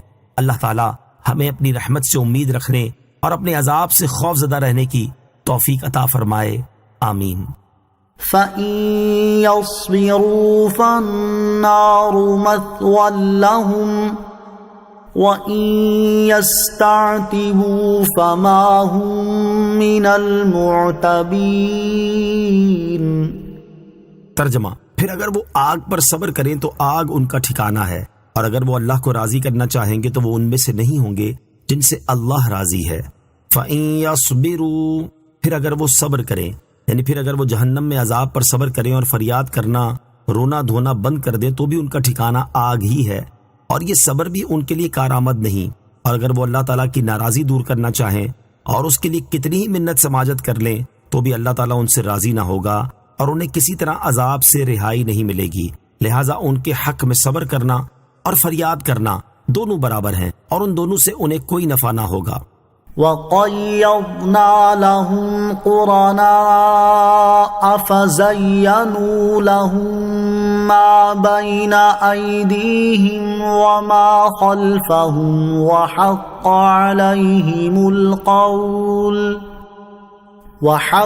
عَلَيْهِمُ الْقَوْلُ فِي أُمَمٍ قَدْ خَلَتْ مِن قَبْلِهِم مِّنَ الْجِنِّ وَالْإِنسِ إِنَّهُمْ كَانُوا خَاسِرِينَ۔ ترجمہ، اور ہم نے کافروں کے لیے کچھ ساتھی مقرر کر دیے تو ان ساتھیوں نے کافروں کی نظر میں ان کے اگلے اور ان کے پچھلے اعمال کو خوبصورت بنا دیا، اور ان پر بات ثابت ہو چکی ہے۔ یہ جنوں اور انسانوں کے ان گروہوں میں شامل ہیں جو ان سے پہلے گزرے ہیں، بے شک وہ نقصان اٹھانے والے تھے۔ وَقَيَّضْنَا لَهُمْ قُرَنَاءَ، اور ہم نے کافروں کے لیے کچھ ساتھی مقرر کر دیے، یعنی اللہ تعالیٰ نے دنیا میں کافروں کے لیے شیطانوں میں سے کچھ ساتھی مقرر کر دیے جنہوں نے ان کے لیے دنیا کی زیب و زینت اور نفس کی خواہشات کی پیروی کرنے کو خوبصورت بنا کر پیش کیا، تو انہوں نے دنیا کو آخرت پر ترجیح دے دی، اور شیطانوں نے انہیں یہ وسوسہ ڈالا کہ نہ مرنے کے بعد اٹھنا ہے، نہ حساب، نہ عذاب، بس چین ہی چین ہے۔ تو اس کی وجہ سے کفار آخرت کو جھٹلانے لگے۔ ان کافروں پر بھی اس عذاب کی بات پوری ہو گئی ہے جو ان سے پہلے گزرے ہوئے کافر جنوں اور انسانوں کے گروہوں پر ثابت ہو چکی ہے۔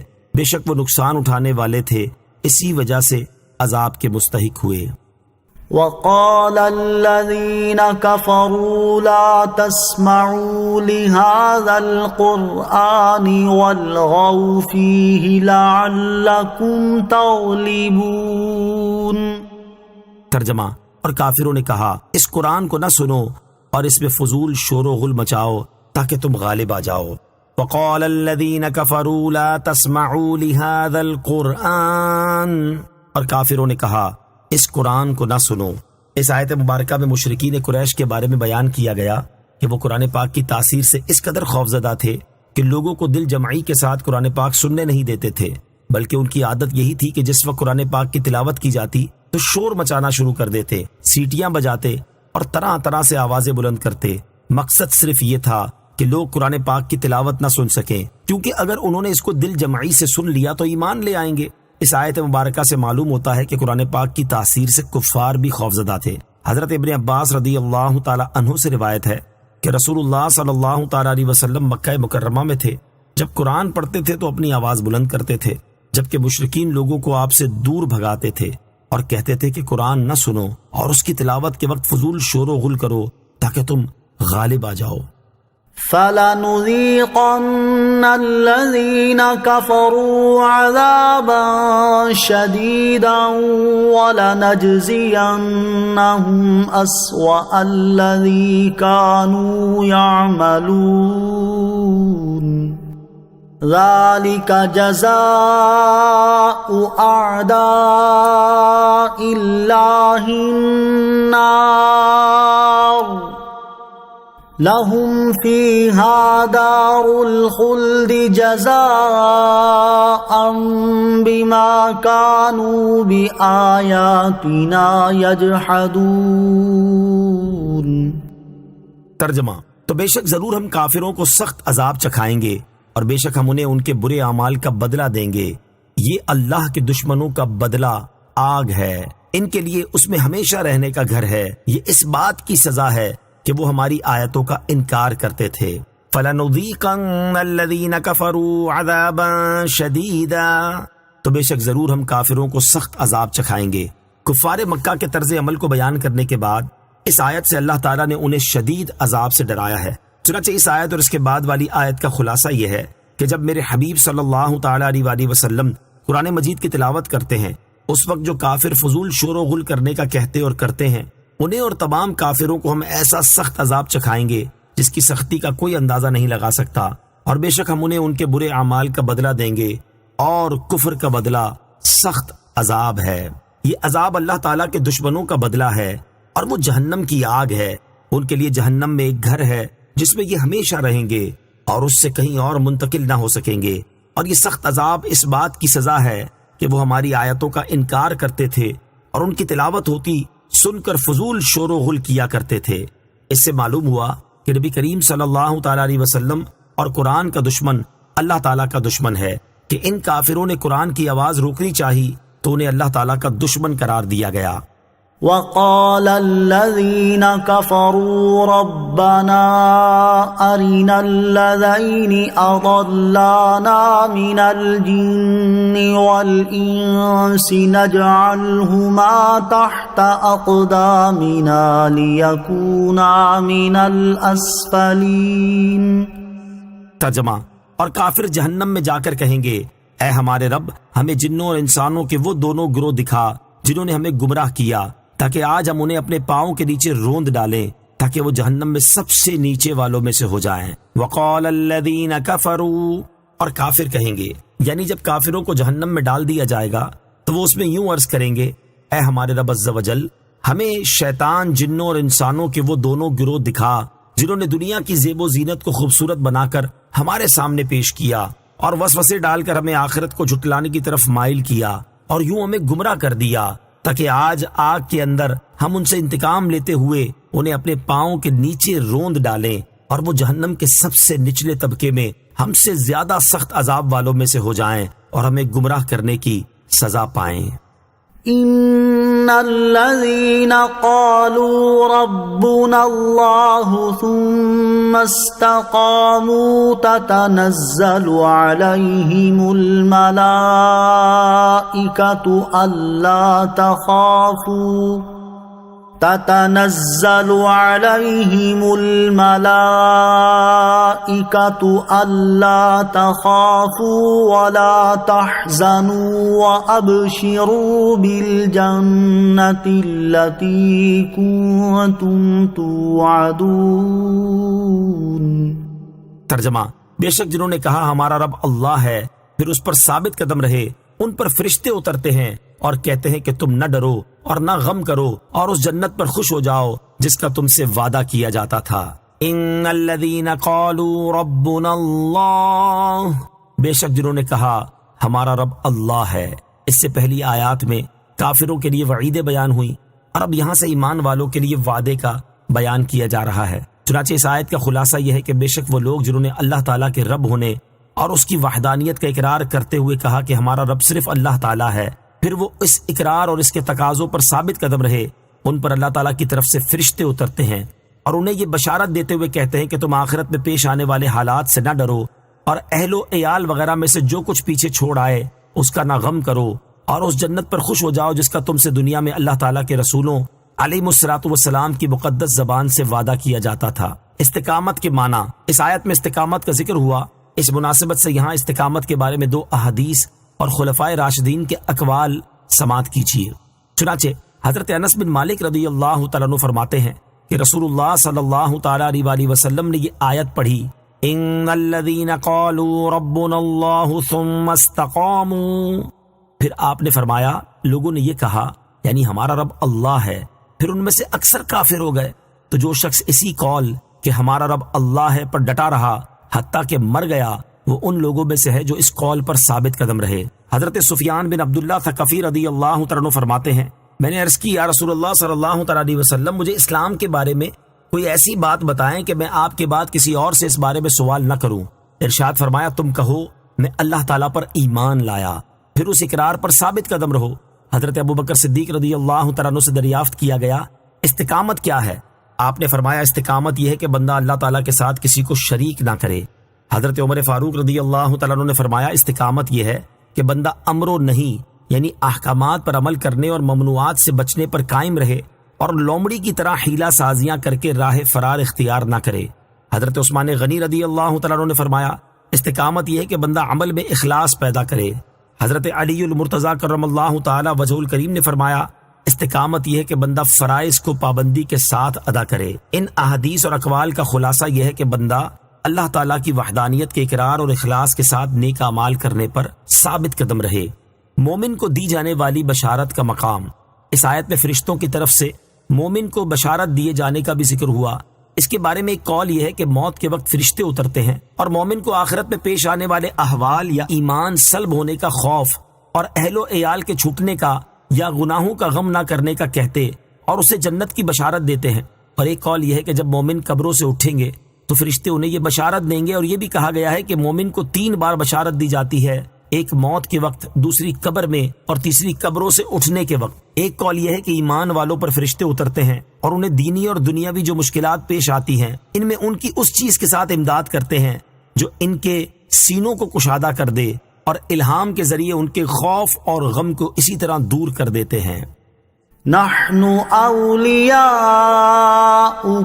فی الحیاة الدنیا وفی الآخرہ وَلَكُمْ فِيهَا مَا تَشْتَهِي أَنفُسُكُمْ وَلَكُمْ فِيهَا مَا تَدَّعُونَ نُزُلًا مِّنْ غَفُورٍ رَّحِيمٍ۔ ترجمہ: ہم دنیا کی زندگی میں اور آخرت میں تمہارے دوست ہیں، اور تمہارے لیے جنت میں ہر وہ چیز ہے جو تمہارا جی چاہے، اور تمہارے لیے اس میں ہر وہ چیز ہے جو تم طلب کرو، بخشنے والے مہربان کی طرف سے مہمانی ہے۔ نحن اولیاؤکم، ہم تمہارے دوست ہیں۔ اس آیت اور اس کے بعد والی آیت کا خلاصہ یہ ہے کہ فرشتے ایمان والوں کو جنت کی بشارت دینے کے ساتھ یہ کہیں گے کہ ہم تو تمہارے دوست ہیں، دنیا کی زندگی میں ہم تمہاری حفاظت کرتے تھے اور آخرت میں بھی تمہارے ساتھ رہیں گے، اور جب تک جنت میں داخل نہ ہو جاؤ تب تک تم سے جدا نہ ہوں گے، اور تمہارے لیے جنت میں ہر وہ کرامت، نعمت اور لذت ہے جو تمہارا جی چاہے، اور تمہارے لیے اس میں ہر وہ چیز ہے جو تم طلب کرو۔ یہ اس رب تعالیٰ کی طرف سے تمہاری مہمانی ہے جو بڑے بڑے گناہوں کو بخشنے والا، گناہوں کو اپنی رحمت سے نیکیوں میں تبدیل فرما دینے والا، اور اطاعت گزار مومنوں پر خاص رحم فرمانے والا ہے۔ جنتی نعمتوں کے بارے میں ایک حدیث پاک، یہاں جنت کی نعمتوں کے بارے میں ایک حدیث پاک سماعت کیجیے۔ چنانچہ حضرت جابر رضی اللہ تعالیٰ عنہ سے روایت ہے، رسول اللہ صلی اللہ تعالیٰ علیہ وسلم نے ارشاد فرمایا جنتی اپنی مجلس میں ہوں گے کہ ان کے لیے جنت کے دروازے پر ایک نور ظاہر ہوگا، وہ اپنا سر اٹھائیں گے تو کیا دیکھیں گے کہ ان کا رب عز و جل جلوہ فرما ہے۔ اللہ تعالیٰ ارشاد فرمائے گا اے جنتیوں مجھ سے مانگو، وہ عرض کریں گے ہم تجھ سے سوال کرتے ہیں کہ تو ہم سے راضی ہو جا۔ اللہ تعالیٰ ارشاد فرمائے گا میری رضا نے ہی تو تمہیں میرے اس گھر میں اتارا ہے اور تمہیں یہ عزت دی ہے، تو تم مجھ سے کچھ اور مانگو۔ جنتی عرض کریں گے ہم تجھ سے مزید نعمتوں کا سوال کرتے ہیں، تو انہیں سرخ یاقوت کے گھوڑے عطا کیے جائیں گے جن کی لگامیں سبز زبرجد اور سرخ یاقوت کی ہوں گی۔ وہ جنتی ان پر سوار ہوں گے اور وہ گھوڑے اپنے قدم حد نگاہ پر رکھیں گے۔ اللہ تعالیٰ درختوں کو حکم دے گا تو ان پر پھل آ جائیں گے، اور جنتیوں کے پاس حور عین آئیں گی جو کہیں گی ہم نرم و نازک ہیں اور ہم سخت نہیں ہیں، ہم ہمیشہ رہنے والی ہیں، ہم پر موت نہیں آتی، اور معزز لوگوں کی بیویاں ہیں۔ اللہ تعالیٰ کستوری کے ٹیلے کو حکم دے گا جو سفید اور مہکتا ہوگا، تو وہ ان پر خوشبو بکھیر دے گا جسے مثیرہ کہتے ہیں، یہاں تک کہ فرشتے انہیں جنت عدن میں لے جائیں گے جو جنت کا وسط ہے۔ فرشتے کہیں گے اے ہمارے رب عز و جل، لوگ حاضر ہو گئے ہیں، تو کہا جائے گا صادقین کو خوش آمدید، اطاعت گزاروں کو خوش آمدید، تو ان کے لیے حجاب اٹھا دیا جائے گا، وہ اللہ تعالیٰ کا دیدار کریں گے اور رحمان کے نور سے لطف اٹھائیں گے، یہاں تک کہ وہ ایک دوسرے کو نہیں دیکھیں گے۔ پھر اللہ پاک ارشاد فرمائے گا تم اپنے محلات کی طرف تحائف کے ساتھ واپس لوٹ جاؤ۔ وہ اس حال میں واپس لوٹیں گے کہ ایک دوسرے کو دیکھ رہے ہوں گے۔ رسول اللہ صلی اللہ تعالیٰ علیہ وسلم نے ارشاد فرمایا اللہ تعالیٰ کے فرمان نزلا من غفور الرحیم کا یہی مفہوم ہے۔ ومن احسن قولا ممن دعا الى الله وعمل صالحا وقال انني من المسلمين۔ ترجمہ، اور اس سے زیادہ کس کی بات اچھی جو اللہ کی طرف بلائے اور نیکی کرے اور کہے کہ بے شک میں مسلمان ہوں۔ ومن احسن قولا ممن دعا الى اللہ، اور اس سے زیادہ کس کی بات اچھی جو اللہ کی طرف بلائے۔ اس سے پہلی آیات میں کفار کے جو اقوال ذکر فرمائے گئے ان سے معلوم ہوتا تھا کہ کفار سید المرسلین صلی اللہ تعالیٰ علیہ وسلم کی دعوت حق سے بہت زیادہ منہ موڑتے ہیں۔ جیسے کافروں نے آپ صلی اللہ تعالیٰ علیہ وسلم سے کہا ہمارے دل اس بات سے پردوں میں ہیں جس کی طرف تم ہمیں بلاتے ہو۔ اس سے ان کی مراد یہ تھی کہ ہم آپ کی بات کو قبول نہیں کرتے اور نہ ہی آپ کی دی ہوئی دلیل کی طرف متوجہ ہوں گے۔ یوں ہی کافروں نے اپنی جہالت کا بھرپور مظاہرہ کرتے ہوئے لوگوں سے کہا کہ اس قرآن کو نہ سنو اور اس میں فضول شور و غل کرو۔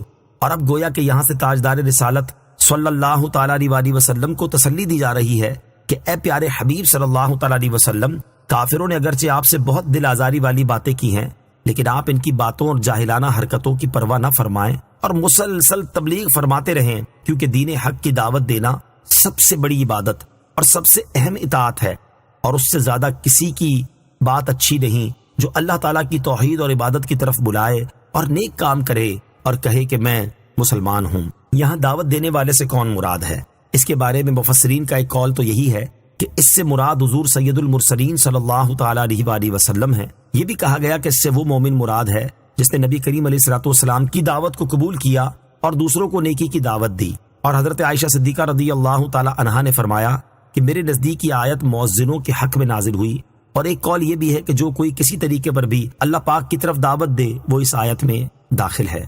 اللہ تعالیٰ کی طرف بلانے کے مراتب۔ یاد رہے کہ اللہ تعالیٰ کی طرف بلانے کے کئی مرتبے ہیں۔ پہلا مرتبہ انبیاء کرام علیہ الصلوۃ والسلام کا دعوت دینا، کیونکہ یہ معجزات، حجتوں، دلیلوں اور تلوار سبھی طریقوں کے ساتھ لوگوں کو اللہ تعالیٰ کی طرف بلاتے ہیں۔ یہ مرتبہ انبیاء کرام علیہ الصلوۃ والسلام ہی کے ساتھ خاص ہے۔ دوسرا مرتبہ علماء کرام کا دعوت دینا، یہ فقط حجتوں اور دلائل کے ساتھ لوگوں کو اللہ تعالیٰ کی طرف دعوت دیتے ہیں۔ اور علماء تین طرح کے ہوتے ہیں۔ نمبر 1 اللہ تعالیٰ کی ذات کی معرفت رکھنے والے، نمبر 2 اللہ تعالیٰ کی صفات کی معرفت رکھنے والے، نمبر 3 اللہ پاک کے احکام کو جاننے والے۔ تیسرا مرتبہ مجاہدین کا دعوت دینا، یہ کفار کو تلوار کے ساتھ اللہ پاک کی طرف بلاتے ہیں اور ان سے جہاد کرتے رہتے ہیں یہاں تک کہ وہ دین میں داخل ہو جائیں اور طاعت قبول کر لیں۔ چوتھا مرتبہ اذان دینے والوں کا ہے، کیونکہ یہ اذان دے کر لوگوں کو اللہ کریم کی عبادت یعنی نماز کے لیے بلاتے ہیں۔ مبلغ کے لیے باعمل ہونا ضروری ہے۔ اس آیت میں جو یہ فرمایا گیا کہ اس سے زیادہ کس کی بات اچھی جو اللہ کی طرف بلائے اور نیکی کرے، اس سے معلوم ہوا کہ جو شخص لوگوں کو اللہ تعالیٰ پر ایمان لانے اور اس کے دیے ہوئے احکامات پر عمل کرنے کی دعوت دے رہا ہے وہ خود بھی اللہ تعالیٰ کا اطاعت گزار اور اس کے احکامات پر عمل کرنے والا ہو۔ یاد رہے کہ بے عمل مبلغ اللہ کریم کی سخت ناراضی کا مستحق ہو سکتا ہے، جیسا کہ اللہ کریم ارشاد فرماتا ہے یا ایھا الذین آمنوا لما تقولون ما لا تفعلون کبر مقتا عند اللہ ان تقولوا ما لا تفعلون۔ ترجمہ، اے ایمان والو وہ بات کیوں کہتے ہو جو کرتے نہیں؟ اللہ کے نزدیک یہ بڑی سخت ناپسندیدہ بات ہے کہ تم وہ کہو جو نہ کرو۔ اور ارشاد فرماتا ہے اتأمرون الناس بالبر وتنسون انفسکم وانتم تتلون الکتاب افلا تعقلون۔ ترجمہ، کیا تم لوگوں کو بھلائی کا حکم دیتے ہو اور اپنے آپ کو بھولتے ہو حالانکہ تم کتاب پڑھتے ہو؟ تو کیا تمہیں عقل نہیں؟ یوں ہی بے عمل مبلغ قیامت کے دن جہنم کے عذاب میں بھی مبتلا ہو سکتا ہے، جیسا کہ حضرت ولید بن عقبہ رضی اللہ تعالی عنہ سے روایت ہے۔ نبی پاک صلی اللہ تعالی علیہ وسلم نے ارشاد فرمایا جنت والوں میں سے کچھ لوگ جہنم والوں میں سے کچھ لوگوں کی طرف جائیں گے تو ان سے کہیں گے اللہ تعالیٰ کی قسم ہم تو اسی وجہ سے جنت میں داخل ہو گئے جو تم ہمیں سکھاتے تھے، لیکن تم کس وجہ سے جہنم میں داخل ہوئے؟ وہ کہیں گے ہم جو تمہیں کہتے تھے وہ خود نہیں کرتے تھے۔ حضرت اسامہ بن زید رضی اللہ تعالی عنہ سے روایت ہے رسول کریم صلی اللہ تعالی علیہ وآلہ وسلم نے ارشاد فرمایا، قیامت کے دن ایک شخص کو لا کر دوزخ میں جھونک دیا جائے گا، اس کی انتڑیاں اس کے پیٹ سے نکل کر بکھر جائیں گی اور وہ ان کے ساتھ اس طرح چکر کاٹ رہا ہوگا جس طرح گدھا چکی کے گرد چکر کاٹتا ہے۔ جہنمی اس کے گرد اکٹھے ہو جائیں گے اور کہیں گے، اے فلاں شخص کیا بات ہے، کیا تم ہمیں نیکی کا حکم نہیں دیتے اور برائی سے نہیں روکتے تھے؟ وہ کہے گا، کیوں نہیں، میں تمہیں تو نیکی کا حکم دیتا تھا لیکن خود نیک عمل نہیں کرتا تھا، اور میں تمہیں تو برے کاموں سے روکتا تھا لیکن خود برے کام کرتا تھا، اسی وجہ سے مجھے جہنم میں ڈال دیا گیا ہے۔ اور حضرت انس بن مالک رضی اللہ تعالیٰ عنہ سے روایت ہے، رسول اکرم صلی اللہ تعالیٰ علیہ وآلہ وسلم نے ارشاد فرمایا، میں معراج کی رات ایسے لوگوں کے پاس سے گزرا جن کے ہونٹ آگ سے بنی ہوئی کینچیوں کے ساتھ کاٹے جا رہے تھے۔ میں نے کہا، اے جبرائیل علیہ السلام، یہ کون لوگ ہیں؟ انہوں نے عرض کی، یہ آپ کی امت میں سے وہ لوگ ہیں جو خطیب یعنی عالم، واعظ اور شاعر تھے۔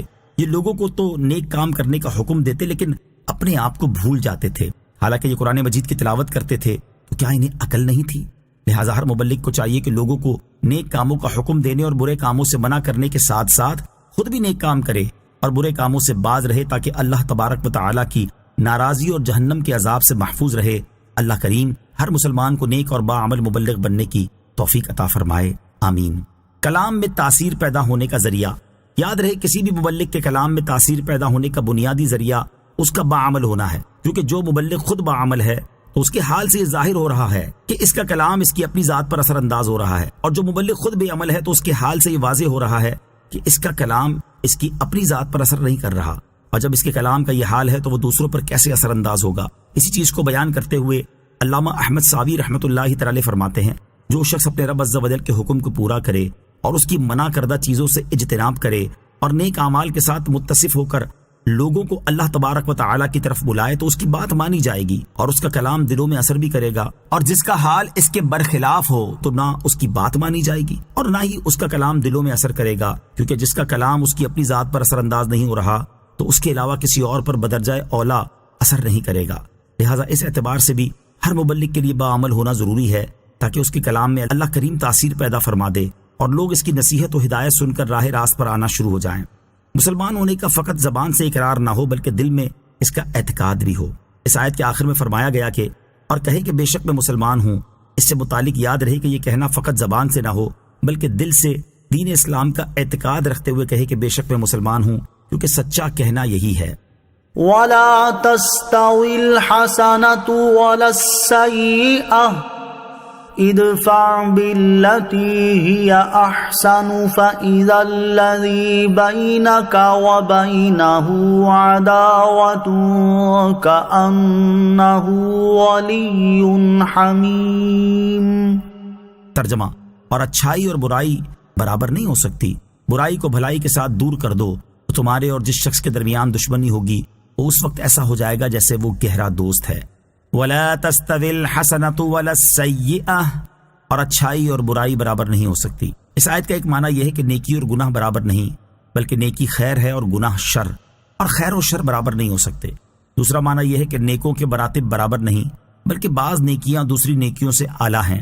اسی طرح گناہوں کے مراتب برابر نہیں، بلکہ بعض گناہ دوسرے گناہوں سے بڑے ہیں، تو لوگوں میں بڑے مرتبے والا وہ ہے جو بڑی بڑی نیکیاں کرتا ہے، اور بدتر مرتبے والا وہ ہے جو بڑے بڑے گناہ کرتا ہے۔ آیت وَلَا تَسْتَوِي الْحَسَنَةُ وَلَا السَّيِّئَةُ سے حاصل ہونے والی معلومات۔ اس آیت سے دو باتیں معلوم ہوئیں۔ نمبر ایک، نیکی ہر حال میں ہی نیکی ہے، خواہ وہ معاشرے کے رسم و رواج کے مطابق ہو یا نہ ہو، اور برائی برائی ہی ہے چاہے وہ رسم و رواج کے مطابق ہو۔ نمبر دو، صحیح عقیدے والا اور برے عقیدے والا دونوں برابر نہیں ہو سکتے۔ ادفع باللتی ہی احسن، برائی کو بھلائی کے ساتھ دور کر دو۔ ارشاد فرمایا کہ تم برائی کو بھلائی کے ساتھ دور کر دو، مثلا غصے کو صبر سے، لوگوں کی جہالت کو حلم سے، اور بد سلوکی کو عفو و درگزر سے، کہ اگر تیرے ساتھ کوئی برائی کرے تو اسے معاف کر دے، تو اس خصلت کا نتیجہ یہ ہوگا کہ دشمن دوستوں کی طرح تجھ سے محبت کرنے لگیں گے۔ شان نزول، کہا گیا کہ یہ آیت ابو سفیان کے بارے میں نازل ہوئی کہ ان کی شدید عداوت کے باوجود نبی کریم علیہ الصلوۃ والسلام نے ان کے ساتھ نیک سلوک کیا اور ان کی صاحبزادی کو اپنی زوجیت کا شرف عطا فرمایا۔ تو اس کا نتیجہ یہ ہوا کہ ابو سفیان تاجدار رسالت صلی اللہ تعالی علیہ وآلہ وسلم سے سچے محبت کرنے والے اور آپ کے جان نثار صحابی بن گئے۔ سید المرسلین صلی اللہ تعالی علیہ وآلہ وسلم کے مبارک اخلاق، حضور پرنور علیہ الصلوۃ والسلام کے مبارک اخلاق میں برائی کو بھلائی سے ٹال دینے کی انتہائی عالی شان مثالیں موجود ہیں۔ ان میں سے یہاں دو واقعات سماعت کیجیے۔ نمبر 1، حضرت عبداللہ بن عبید رضی اللہ تعالی عنہ فرماتے ہیں جب غزوہ احد میں رسول کریم صلی اللہ تعالی علیہ وآلہ وسلم کے سامنے والے مبارک دانت شہید ہوئے اور آپ کا چہرہ انور لہو لہان ہو گیا تو عرض کی گئی یا رسول اللہ صلی اللہ تعالی علیہ وآلہ وسلم آپ ان کافروں کے خلاف دعا فرمائیں۔ تاجدار رسالت صلی اللہ تعالی علیہ وسلم نے کمال صبر کا مظاہرہ کرتے ہوئے ارشاد فرمایا بے شک اللہ تعالیٰ نے مجھے تانے دینے والا اور لعنت کرنے والا بنا کر نہیں بھیجا بلکہ مجھے دعوت دینے والا اور رحمت فرمانے والا بنا کر بھیجا ہے۔ پھر آپ علیہ الصلوۃ والسلام نے دعا فرمائی اے اللہ عز و جل میری قوم کو دین اسلام کی ہدایت دے کیونکہ وہ مجھے جانتے نہیں۔ حضرت علامہ قاضی عیاض رحمۃ اللہ تعالی فرماتے ہیں اس حدیث پاک پر غور کرو کہ اس میں کس قدر فضیلت، درجات، احسان، حسن خلق، بے انتہا صبر اور حلم جیسے اوصاف جمع ہیں، کیونکہ حضور اقدس علیہ الصلوۃ والسلام نے صرف ان سے خاموشی اختیار کرنے پر ہی اکتفا نہیں فرمایا بلکہ ان زخم دینے والوں کو معاف بھی فرما دیا۔ پھر شفقت و محبت فرماتے ہوئے ان کے لیے یہ دعا بھی فرمائی کہ اے اللہ عز و جل ان کو ہدایت دے۔ پھر اس شفقت و رحمت کا سبب بھی بیان فرما دیا کہ یہ میری قوم ہے۔ پھر ان کی طرف سے عذر بیان فرما دیا کہ یہ ناسمجھ لوگ ہیں، بد کریں ہر دم برائی، تم کہو ان کا بھلا ہو۔ نمبر 2، حضرت انس رضی اللہ تعالیٰ عنہ فرماتے ہیں میں ایک مرتبہ رسول پاک علیہ الصلوۃ والسلام کے ہمراہ چل رہا تھا اور آپ کے اوپر ایک نجرانی چادر تھی جس کے کنارے موٹے تھے۔ اتنے میں ایک اعرابی ملا اور اس نے آپ صلی اللہ تعالی علیہ وسلم کی چادر کو پکڑ کر بڑے زور سے کھینچا، یہاں تک کہ میں نے حضور اقدس علیہ الصلوۃ والسلام کے کندھے پر زور سے چادر کھینچے جانے کی وجہ سے رگڑ کا نشان دیکھا۔ اس اعرابی نے کہا اے محمد صلی اللہ تعالی علیہ وآلہ وسلم، اللہ کریم نے جو مال آپ کو دیا ہے وہ میرے ان اونٹوں پر لاد دو کیونکہ آپ نہ مجھے اپنے مال سے دیتے ہیں اور نہ ہی اپنے والد کے مال سے دیتے ہیں۔ سید العالمین صلی اللہ تعالی علیہ وآلہ وسلم خاموش رہے اور صرف اتنا فرمایا کہ مال تو اللہ تعالیٰ کا ہی ہے، میں تو اس کا بندہ ہوں۔ پھر ارشاد فرمایا کہ اے اعرابی کیا تم سے اس کا بدلہ لیا جائے جو تم نے میرے ساتھ سلوک کیا؟ اس نے عرض کی نہیں۔ ارشاد فرمایا کیوں نہیں؟ اعرابی نے عرض کی کیونکہ آپ کی یہ عادت کریمہ ہی نہیں کہ آپ برائی کا بدلہ برائی سے لیں۔ اس کی یہ بات سن کر نبی پاک صلی اللہ تعالی علیہ وآلہ وسلم مسکرا دیے اور ارشاد فرمایا اس کے ایک اونٹ کو جو سے اور دوسرے کو کھجور سے بھر دو۔ دین اسلام کی شاہکار تعلیم۔ اس آیت سے معلوم ہوا کہ دین اسلام میں مسلمانوں کو اخلاقیات کی انتہائی اعلیٰ، جامع اور شاہکار تعلیم دی گئی ہے کہ برائی کو بھلائی سے ٹال دو، جیسے کسی کی طرف سے تکلیف پہنچے تو اس پر صبر کرو، کوئی جہالت اور بے وقوفی کا برتاؤ کرے تو اس پر حلم و بردباری کا مظاہرہ کرو، اور اپنے ساتھ بدسلوکی ہونے پر عفو و درگزر سے کام لو۔ اسی سے متعلق یہاں 2 احادیث بھی سماعت کیجیے۔ نمبر 1، حضرت عقبہ بن عامر رضی اللہ تعالیٰ عنہ فرماتے ہیں میں نے رسول کریم صلی اللہ تعالیٰ علیہ وسلم سے ملاقات کی اور عرض کی کہ مجھے افضل اعمال کے بارے میں بتائیے۔ ارشاد فرمایا جو تجھے محروم کرے تم اسے عطا کرو، جو تم سے رشتہ داری توڑے تم اس کے ساتھ رشتہ داری جوڑو، اور جو تم پر ظلم کرے تم اسے معاف کر دو۔ نمبر 2، حضرت ابو ہریرہ رضی اللہ تعالیٰ عنہ سے روایت ہے نبی کریم صلی اللہ تعالیٰ علیہ وآلہ وسلم نے ارشاد فرمایا صدقہ مال میں کوئی کمی نہیں کرتا، اور معاف کرنے سے اللہ تبارک و تعالی بندے کی عزت ہی بڑھائے گا، اور جو اللہ تعالیٰ کے لیے عاجزی اختیار کرے تو اللہ کریم اسے بلندی عطا فرمائے گا۔ یعنی صدقے سے مال کم نہیں ہوتا بلکہ اللہ کریم اس میں برکت وغیرہ کے ذریعے اضافہ کرتا ہے، اور بدلہ لینے پر قادر ہونے کے باوجود کسی کا قصور معاف کرنے سے اللہ کریم بندے کی عزت بڑھا دیتا ہے، اور جو اللہ کی رضا اور اس کا قرب حاصل کرنے کے لیے عاجزی اختیار کرتا ہے اللہ کریم اسے دنیا اور آخرت میں بلندی عطا فرماتا ہے۔ وما يلقاها إلا الذين صبروا وما يلقاها إلا ذو حظ عظيم۔ ترجمہ، اور یہ دولت صبر کرنے والوں کو ہی ملتی ہے، اور یہ دولت بڑے نصیب والے کو ہی ملتی ہے۔ وما يلقاها إلا الذين صبروا، اور یہ دولت صبر کرنے والوں کو ہی ملتی ہے، یعنی برائیوں کو بھلائیوں سے ٹال دینے جیسی عظیم خصلت کی دولت ان لوگوں کو ہی ملتی ہے جو تکلیفوں اور مصیبتوں وغیرہ پر صبر کرتے ہیں، اور یہ دولت اسے ہی ملتی ہے جو بڑے نصیب والا ہے۔ اچھے اخلاق والا ہونا بہت بڑی نعمت ہے۔ اس آیت سے معلوم ہوا کہ اچھے اخلاق والا ہونا اللہ تعالیٰ کی بہت بڑی نعمت ہے، اس لیے ہر ایک کو چاہیے کہ وہ اچھے اخلاق اپنانے کی کوشش کرے۔ ترغیب کے لیے یہاں اچھے اخلاق کے 4 فضائل سماعت کیجیے۔ نمبر 1، ابو داؤد شریف کی حدیث ہے، حضرت ابو ہریرہ رضی اللہ تعالی عنہ سے روایت ہے نبی اکرم صلی اللہ تعالی علیہ وآلہ وسلم نے ارشاد فرمایا مومنوں میں زیادہ کامل ایمان والا وہ ہے جو اخلاق کے اعتبار سے ان میں سب سے اچھا ہے۔ نمبر 2، حضرت اسامہ بن شریک رضی اللہ تعالیٰ عنہ فرماتے ہیں رسول کریم صلی اللہ تعالی علیہ وآلہ وسلم منا کی مسجد میں تھے تو ان کے پاس کچھ دیہاتی لوگ آئے اور انہوں نے عرض کی انسان کو عطا کی جانے والی بہترین چیز کون سی ہے؟ ارشاد فرمایا اچھا خلق۔ نمبر 3، حضرت ابو ہریرہ رضی اللہ تعالیٰ عنہ سے روایت ہے، سرکار دو عالم صلی اللہ تعالیٰ علیہ وآلہ وسلم نے ارشاد فرمایا اچھا خلق خطا کو اس طرح مٹا دیتا ہے جیسے سورج جمے ہوئے پانی کو پگھلا کر اس کا جمنا ختم کر دیتا ہے۔ نمبر 4، حضرت انس رضی اللہ تعالیٰ عنہ سے روایت ہے، سید المرسلین صلی اللہ تعالیٰ علیہ وسلم نے ارشاد فرمایا اللہ کریم نے جس شخص کی صورت اور اخلاق کو اچھا بنایا اور اسے اسلام قبول کرنے کی توفیق دی، اسے وہ جنت میں داخل فرما دے گا۔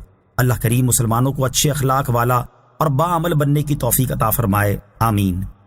وَإِمَّا يَنزَغَنَّكَ مِنَ الشَّيْطَانِ نَزْغٌ فَاسْتَعِذْ بِاللَّهِ إِنَّهُ هُوَ السَّمِيعُ الْعَلِيمُ۔ ترجمہ، اور اگر تجھے شیطان کی طرف سے کوئی وسوسہ آئے تو اللہ کی پناہ مانگو، بے شک وہی سننے والا جاننے والا ہے۔ وَإِمَّا يَنزَغَنَّكَ مِنَ الشَّيْطَانِ نَزْغٌ، اور اگر تجھے شیطان کی طرف سے کوئی وسوسہ آئے، یعنی اے انسان اگر شیطان تجھے برائیوں پر ابھارے اور اس نیک خصلت سے اور اس کے علاوہ اور نیکیوں سے منحرف کرنے کی کوشش کرے تو اس کے شر سے اللہ کریم کی پناہ مانگ اور اپنی نیکیوں پر قائم رہ اور شیطان کی راہ اختیار نہ کر، اللہ کریم تیری مدد فرمائے گا، بے شک وہی تمہارے پناہ طلب کرنے کو سننے والا اور تمہارے احوال کو جاننے والا ہے۔ غصہ ختم کرنے کا ایک طریقہ، یاد رہے کہ غصہ آنے کا ایک سبب شیطان کا وسوسہ ڈالنا ہے، اور جب کسی انسان کو غصہ آ جائے تو اسے چاہیے کہ اعوذ باللہ من الشیطان الرجیم پڑھ لے، اس سے انشاءاللہ عز و جل غصہ ختم ہو جائے گا، جیسا کہ حضرت سلیمان بن سرد رضی اللہ تعالیٰ عنہ فرماتے ہیں رسول کریم صلی اللہ تعالیٰ علیہ وسلم کے قریب دو شخصوں نے ایک دوسرے کو برا بھلا کہا تو ان میں سے ایک کو شدید غصہ آ گیا، اس پر حضور اقدس علیہ الصلوۃ والسلام نے ارشاد فرمایا بے شک میں ایسا کلمہ جانتا ہوں اگر وہ اسے پڑھ لیتا تو ضرور اس کا غصہ چلا جاتا، وہ کلمہ یہ ہے اعوذ باللہ من الشیطان الرجیم۔ اس شخص نے عرض کی کیا آپ مجھے مجنون گمان کرتے ہیں؟ اس پر آپ علیہ الصلوۃ والسلام نے یہ آیت تلاوت فرمائی وَإِمَّا يَنزَغَنَّكَ مِنَ الشَّيْطَانِ نَزْغٌ فَاسْتَعِذْ بِاللَّهِ إِنَّهُ هُوَ السَّمِيعُ الْعَلِيمُ۔ ترجمہ، اور اگر تجھے شیطان کی طرف سے کوئی وسوسہ آئے تو اللہ کی پناہ مانگ، بے شک وہی سننے والا جاننے والا ہے۔ غصے پر قابو پانے کے دو فضائل، موضوع کی مناسبت سے یہاں غصے پر قابو پانے کے دو فضائل سماعت کیجیے۔ نمبر 1، صحیح بخاری کی حدیث ہے، حضرت ابو ہریرہ رضی اللہ تعالیٰ عنہ سے روایت ہے، سرکار دو عالم صلی اللہ تعالیٰ علیہ وسلم نے ارشاد فرمایا وہ شخص زور آور نہیں جو لوگوں کو پچھاڑ دے، زور آور وہ شخص ہے جو غصے کے وقت اپنے آپ کو قابو میں رکھے۔ نمبر 2، حضرت معاذ بن جبل رضی اللہ تعالیٰ عنہ سے روایت ہے، ابو داؤد شریف کی حدیث، رسول اللہ صلی اللہ تعالیٰ علیہ وسلم نے ارشاد فرمایا جو شخص اپنے غصے کے تقاضے کو پورا کرنے پر قادر ہو، اس کے باوجود وہ اپنے غصے کو ضبط کر لے تو قیامت کے دن اللہ تعالیٰ اس کو تمام مخلوق کے سامنے بلا کر فرمائے گا تم حور عین میں سے جس حور کو چاہو لے لو۔ اللہ کریم ہمیں غصے سے بچائے اور غصہ آنے کی صورت میں اس پر قابو پانے کی توفیق عطا فرمائے۔ غصہ کرنے کے دینی اور دنیاوی نقصانات، یہاں حدیث پاک کی مناسبت سے غصہ کرنے کے دینی اور دنیاوی 6 نقصانات سماعت کیجیے۔ نمبر 1، غصہ کرنے والا صبر، عاجزی اور انکساری جیسے عظیم اوصاف سے محروم ہو جاتا ہے۔ نمبر 2، عمومی طور پر غصہ اسی شخص کو آتا ہے جس میں تکبر، فخر اور غرور کا بادہ پایا جاتا ہے۔ نمبر 3، غصے کی حالت میں انسان اللہ تعالیٰ کی حدود کی حفاظت نہیں کر پاتا اور انہیں توڑ کر اللہ کریم کی نافرمانی میں مبتلا ہو جاتا ہے۔ نمبر 4، غصہ کرنے سے بندے کا بلڈ پریشر بڑھ جاتا ہے اور اگر بلڈ پریشر کا مریض غصہ کرے تو اسے فالج بھی ہو سکتا ہے اور اس کے دماغ کی رگ بھی پھٹ سکتی ہے، اور یہ دونوں جان لیوا امراض میں سے ہیں۔ نمبر 5، غصہ کرنے سے لڑائی جھگڑا ہوتا ہے اور بسا اوقات اس میں اتنا اضافہ ہو جاتا ہے جس سے رشتہ داریاں ختم ہو جاتی ہیں اور بندہ مخلص دوستوں سے بھی محروم ہو جاتا ہے۔ نمبر 6، غصے کی حالت میں بعض اوقات انسان ایسے کام کر جاتا ہے جو اس کے لیے مستقل پریشانی اور ڈپریشن کا سبب بن جاتے ہیں، جیسے غصے کی حالت میں بیوی کو طلاق دے دینا یا کسی کو قتل کر دینا وغیرہ۔ اللہ کریم ہمیں غصہ کرنے سے بچنے اور غصہ آ جانے کی صورت میں اسے دور کرنے کے اقدامات کرنے کی توفیق عطا فرمائے، آمین۔ وَمِنْ آيَاتِهِ اللَّيْلُ وَالنَّهَارُ وَالشَّمْسُ وَالْقَمَرُ لا تسجدوا للشمس ولا للقمر واسجدوا لله الذي خلقهن إن كنتم إياه تعبدون. ترجمہ: اور رات اور دن اور سورج اور چاند سب اس کی نشانیوں میں سے ہیں. نہ سورج کو سجدہ کرو اور نہ چاند کو، اور اس اللہ کو سجدہ کرو جس نے انہیں پیدا کیا اگر تم اس کی عبادت کرتے ہو. وَمِنْ آیَاتِهِ، اور اس کی نشانیوں میں سے ہیں.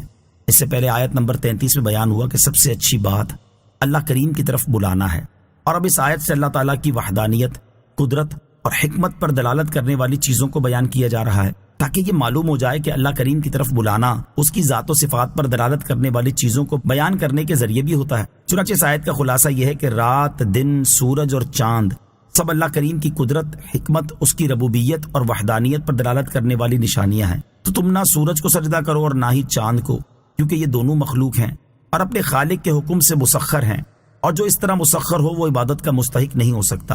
اور تم اس اللہ کریم کو سجدہ کرو جس نے رات، دن، سورج اور چاند کو پیدا کیا ہے، اور وہی سجدہ اور عبادت کا مستحق ہے. اگر تم اللہ کریم کی عبادت کرتے ہو تو اس کے علاوہ کسی اور کو سجدہ نہ کرو. فَإِنِ اسْتَكْبَرُوا فَالَّذِينَ عِندَ رَبِّكَ يُسَبِّحُونَ لَهُ بِاللَّيْلِ وَالنَّهَارِ وَهُمْ لَا يَسْأَمُونَ. ترجمہ: تو اگر یہ تکبر کریں تو جو تمہارے رب کے پاس ہیں وہ رات اور دن اس کی پاکی بیان کرتے رہتے ہیں اور وہ اکتاتے نہیں. فَإِنِ اسْتَكْبَرُوا، تو اگر یہ تکبر کریں، یعنی اگر کفار اللہ کریم کی وحدانیت کے عظیم دلائل دیکھ لینے کے باوجود بھی غرور و تکبر کریں تو پھر بھی اللہ کریم کا کچھ نہیں بگاڑ سکتے. اور ان کفار کے سورج اور چاند کی عبادت کرنے سے یہ نہیں ہوگا کہ اللہ کریم کی عبادت اور حمد و ثنا کرنے والے ختم ہو جائیں گے، کیونکہ اللہ کریم کے پیدا کردہ فرشتے دن رات اس کی پاکی بیان کرنے میں مصروف ہیں، اور وہ پاکی بیان کرنے سے تھکتے بھی نہیں. لہٰذا رب کریم کی تسبیح و تقدیس کرنا لوگوں کے لیے باعث شرف ہے، نہ کہ خدا کو اس کا کوئی فائدہ ہے. نوٹ: یاد رہے کہ یہ آیت سجدہ ہے، اسے پڑھنے اور سننے والے پر سجدہ تلاوت کرنا واجب ہے. واضح رہے کہ ریکارڈڈ آیات سجدہ سننے سے سجدہ تلاوت واجب نہیں ہوتا. وَمِنْ آيَاتِهِ أَنَّكَ تَرَى الْأَرْضَ خَاشِعَةً فَإِذَا أَنزَلْنَا عَلَيْهَا الْمَاءَ اهْتَزَّتْ وَرَبَتْ إِنَّ الَّذِي أَحْيَاهَا لَمُحْيِي الْمَوْتَى إِنَّهُ عَلَى كُلِّ شَيْءٍ قَدِيرٌ. ترجمہ: اور اس کی نشانیوں میں سے ہے کہ تو زمین کو بے قدر پڑی ہوئی دیکھتا ہے، پھر جب ہم اس پر پانی اتارتے ہیں تو لہ لہانے لگتی ہے اور بڑھ جاتی ہے.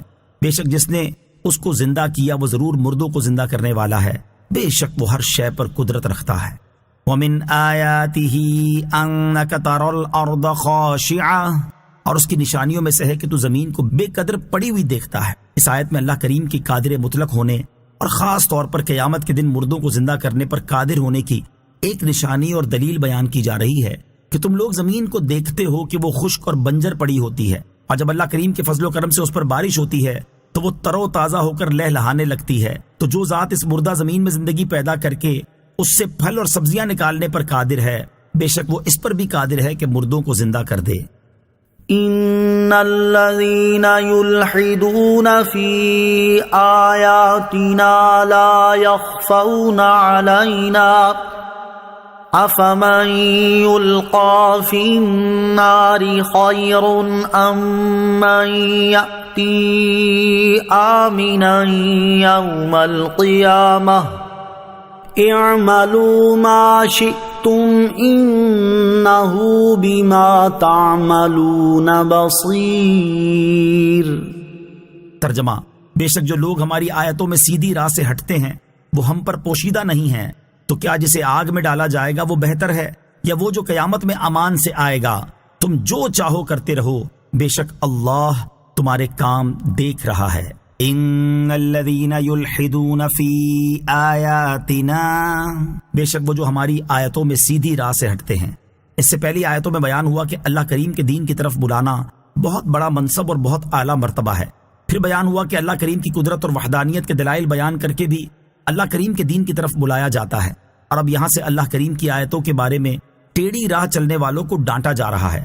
چنانچہ اس آیت کا خلاصہ یہ ہے کہ بے شک وہ لوگ جو ہماری آیتوں میں سیدھی راہ سے ہٹتے ہیں وہ ہم سے چھپے ہوئے نہیں ہیں، ہم انہیں اس کی سزا دیں گے۔ تو کیا وہ ملحد کافر جسے آگ میں ڈالا جائے گا وہ بہتر ہے، یا وہ سچے عقیدے والا مومن جو قیامت میں امان سے آئے گا؟ بے شک یہ مومن ہی بہتر ہے۔ اور جب تم نے جان لیا کہ آگ میں ڈالا جانے والا اور قیامت کے دن امان پانے والا دونوں آپس میں برابر نہیں، تو اب تمہاری مرضی ہے کہ تم چاہے وہ کام کرو جن کی وجہ سے تمہیں جہنم کی آگ میں ڈال دیا جائے، یا وہ کام کرو جن کی وجہ سے تمہیں قیامت کے دن امان نصیب ہو، اور ان میں سے جس کام کو چاہو دوسرے پر ترجیح دو، کیونکہ تمہارے کاموں کا نفع یا نقصان تمہیں ہی ہوگا۔ اور یاد رکھو کہ بے شک اللہ کریم تمہارے کام دیکھ رہا ہے اور وہ تمہیں تمہارے اعمال کے مطابق جزا دے گا۔ اللہ کریم کی آیتوں میں الحاد کی مختلف صورتیں، مفسرین نے اللہ کریم کی آیتوں میں الحاد کی مختلف صورتیں بیان فرمائی ہیں۔ ان میں سے 3 صورتیں سماعت فرمائیے۔ نمبر 1، قرآن مجید کی آیات کی تعویل بیان کرنے میں صحیح اور سیدھی راہ سے عدول اور انحراف کرتے ہوئے انہیں باطل معانی پر محمول کرنا۔ نمبر 2، قرآن مجید کی آیات کے بارے میں ایسی باتیں کرنا یا انہیں سن کر ایسا کام کرنا جو ان کی شان کے لائق نہیں، جیسے انہیں جادو یا شعر بتانا یا انہیں جھٹلانا یا آیات کو سن کر شور و غل کرنا وغیرہ۔ نمبر 3، قرآن کریم میں بیان کیے گئے توحید و رسالت کے دلائل پر اعتراضات کرنا اور ان سے منہ پھیر لینا۔ اس آیت میں ان لوگوں کے لیے بڑی عبرت ہے جو قرآن کریم کی آیات کے اپنے مرضی کے مطابق معنی بیان کرتے ہیں اور قرآن کریم کے صحیح اور حقیقی معنی اور مفہوم سے ہٹ کر اپنی مرضی کی تعویلیں کرتے رہتے ہیں۔ اللہ کریم انہیں ہدایت اور عقل سلیم عطا فرمائے، آمین۔ بناوٹی اور جاہل صوفیہ کے لیے درس عبرت۔ اس آیت مبارکہ میں ان لوگوں کے لیے بھی بڑی عبرت ہے جو زہد و تقوی اور پرہیزگاری کا اظہار کرتے ہیں، کشف کے اونچے مراتب پر فائز ہونے اور الہام ہونے کا دعویٰ کرتے ہیں، لوگوں میں اپنی روحانیت اور کرامتوں کا بڑے منظم طریقے سے چرچا کرتے اور مالدار افراد کو اپنی طرف مائل کرنے کی کوششیں کرتے ہیں، علماء کرام کو حقارت کی نظر سے دیکھتے، ان سے عداوت اور دشمنی رکھتے اور لوگوں کو ان سے متنفر کرتے ہیں، علم اور معرفت کی حقیقی دولت سے خالی ہوتے ہیں اور اپنی رائے سے قرآن مجید کی تفسیر بیان کرتے اور احادیث کی اپنی طرف سے تشریح کرتے ہیں، نیز قرآن مجید کی آیات کے اپنی طرف سے ایسے باطنی معنی بیان کرتے ہیں جن کا باطل ہونا بالکل واضح ہوتا ہے۔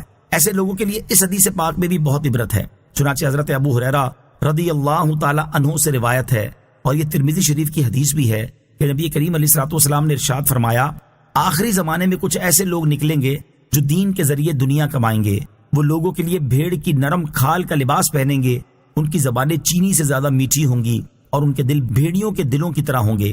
اللہ کریم ارشاد فرماتا ہے، کیا وہ میرے حلم اور میری طرف سے ملنے والی مہلت سے دھوکہ کھا رہے ہیں یا وہ میری مخالفت کر کے مجھ پر جرت کر رہے ہیں؟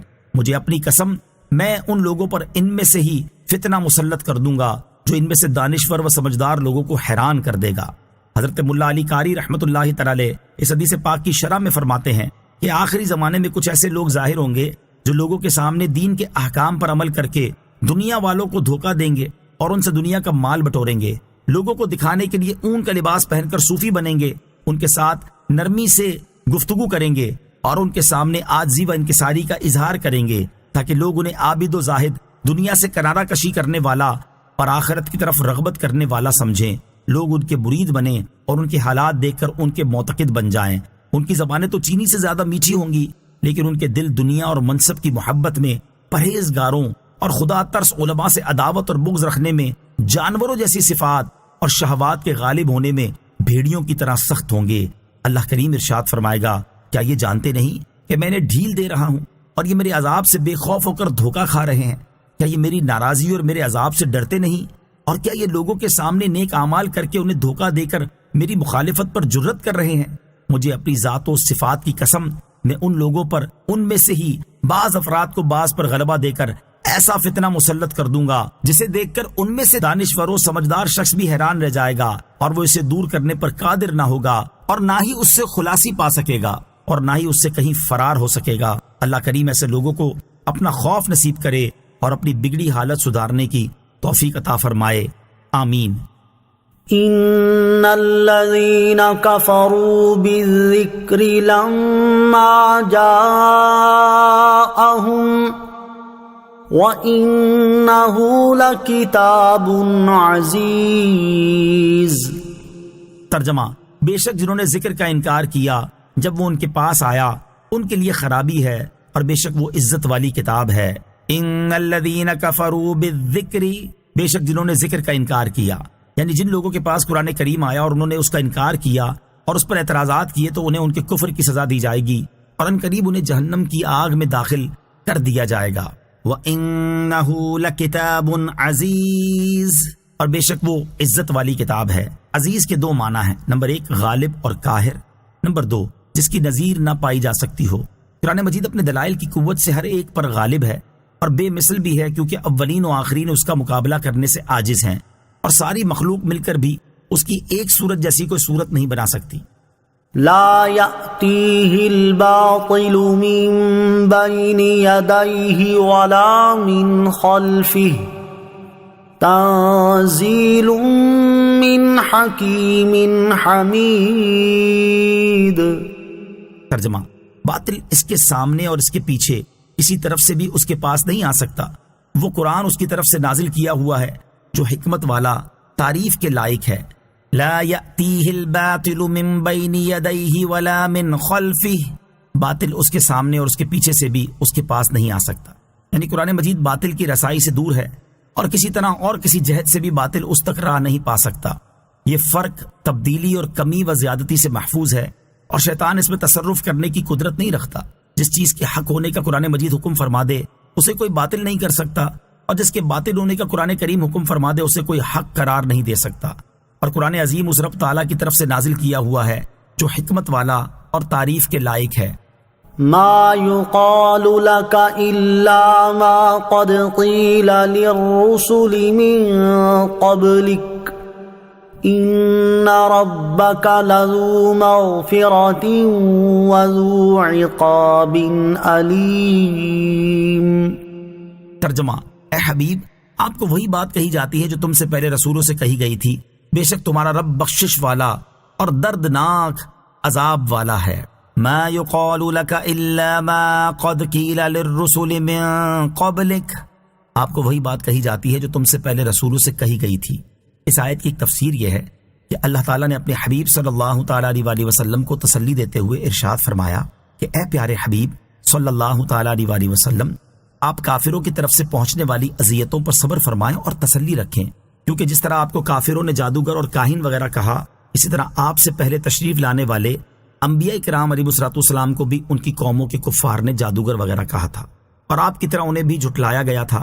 بے شک جو توبہ کرے اور ایمان لائے اسے اللہ تعالیٰ بخشنے والا ہے، اور جو جھٹلانے پر ہی قائم رہے تو اسے اللہ پاک دردناک عذاب دینے والا ہے۔ اس لیے آپ اپنا معاملہ اللہ تعالیٰ کے سپرد فرما دیں، اور اللہ کریم نے تبلیغ کا جو حکم فرمایا ہے آپ اس میں مشغول رہیں۔ دوسری تفسیر یہ ہے کہ اے حبیب صلی اللہ تعالیٰ علیہ وسلم، آپ کو اللہ کریم کی طرف سے وہی بات کہی جاتی ہے جو آپ سے پہلے رسولوں علیہ السلام سے کہی گئی تھی کہ اپنی قوم کی جاہلانہ حرکتوں پر صبر فرمائیں۔ بے شک آپ کا رب عز و جل اپنے انبیاء کرام علیہ السلام اور ان پر ایمان لانے والوں کے لیے بخشش والا، اور اپنے انبیاء کرام علیہ السلام کے دشمنوں اور تکذیب کرنے والوں کے لیے دردناک عذاب والا ہے۔ وَلَوْ جَعَلْنَاهُ قُرْآنًا أَعْجَمِيًّا لَقَالُوا لَوْلَا فُصِّلَتْ آيَاتُهُ أَعْجَمِيٌّ وَعَرَبِيٌّ قُلْ هُوَ لِلَّذِينَ آمَنُوا هُدًى وَشِفَاءٌ وَالَّذِينَ لَا يُؤْمِنُونَ فِي آذَانِهِمْ وَقْرٌ وَهُوَ عَلَيْهِمْ عَمًى أُولَئِكَ يُنَادَوْنَ مِن مَّكَانٍ بَعِيدٍ۔ ترجمہ، اور اگر ہم اسے عربی کے علاوہ کسی اور زبان کا قرآن کر دیتے تو کفار ضرور کہتے اس کی آیتیں کیوں نہ واضح کی گئیں، کیا کتاب عجمی ہے اور نبی عربی ہے؟ تم فرماؤ وہ ایمان والوں کے لیے ہدایت اور شفا ہے، اور وہ جو ایمان نہیں لاتے ان کے کانوں میں بوجھ ہے اور وہ ان پر اندھا پن ہے، گویا انہیں دور کی جگہ سے پکارا جا رہا ہے۔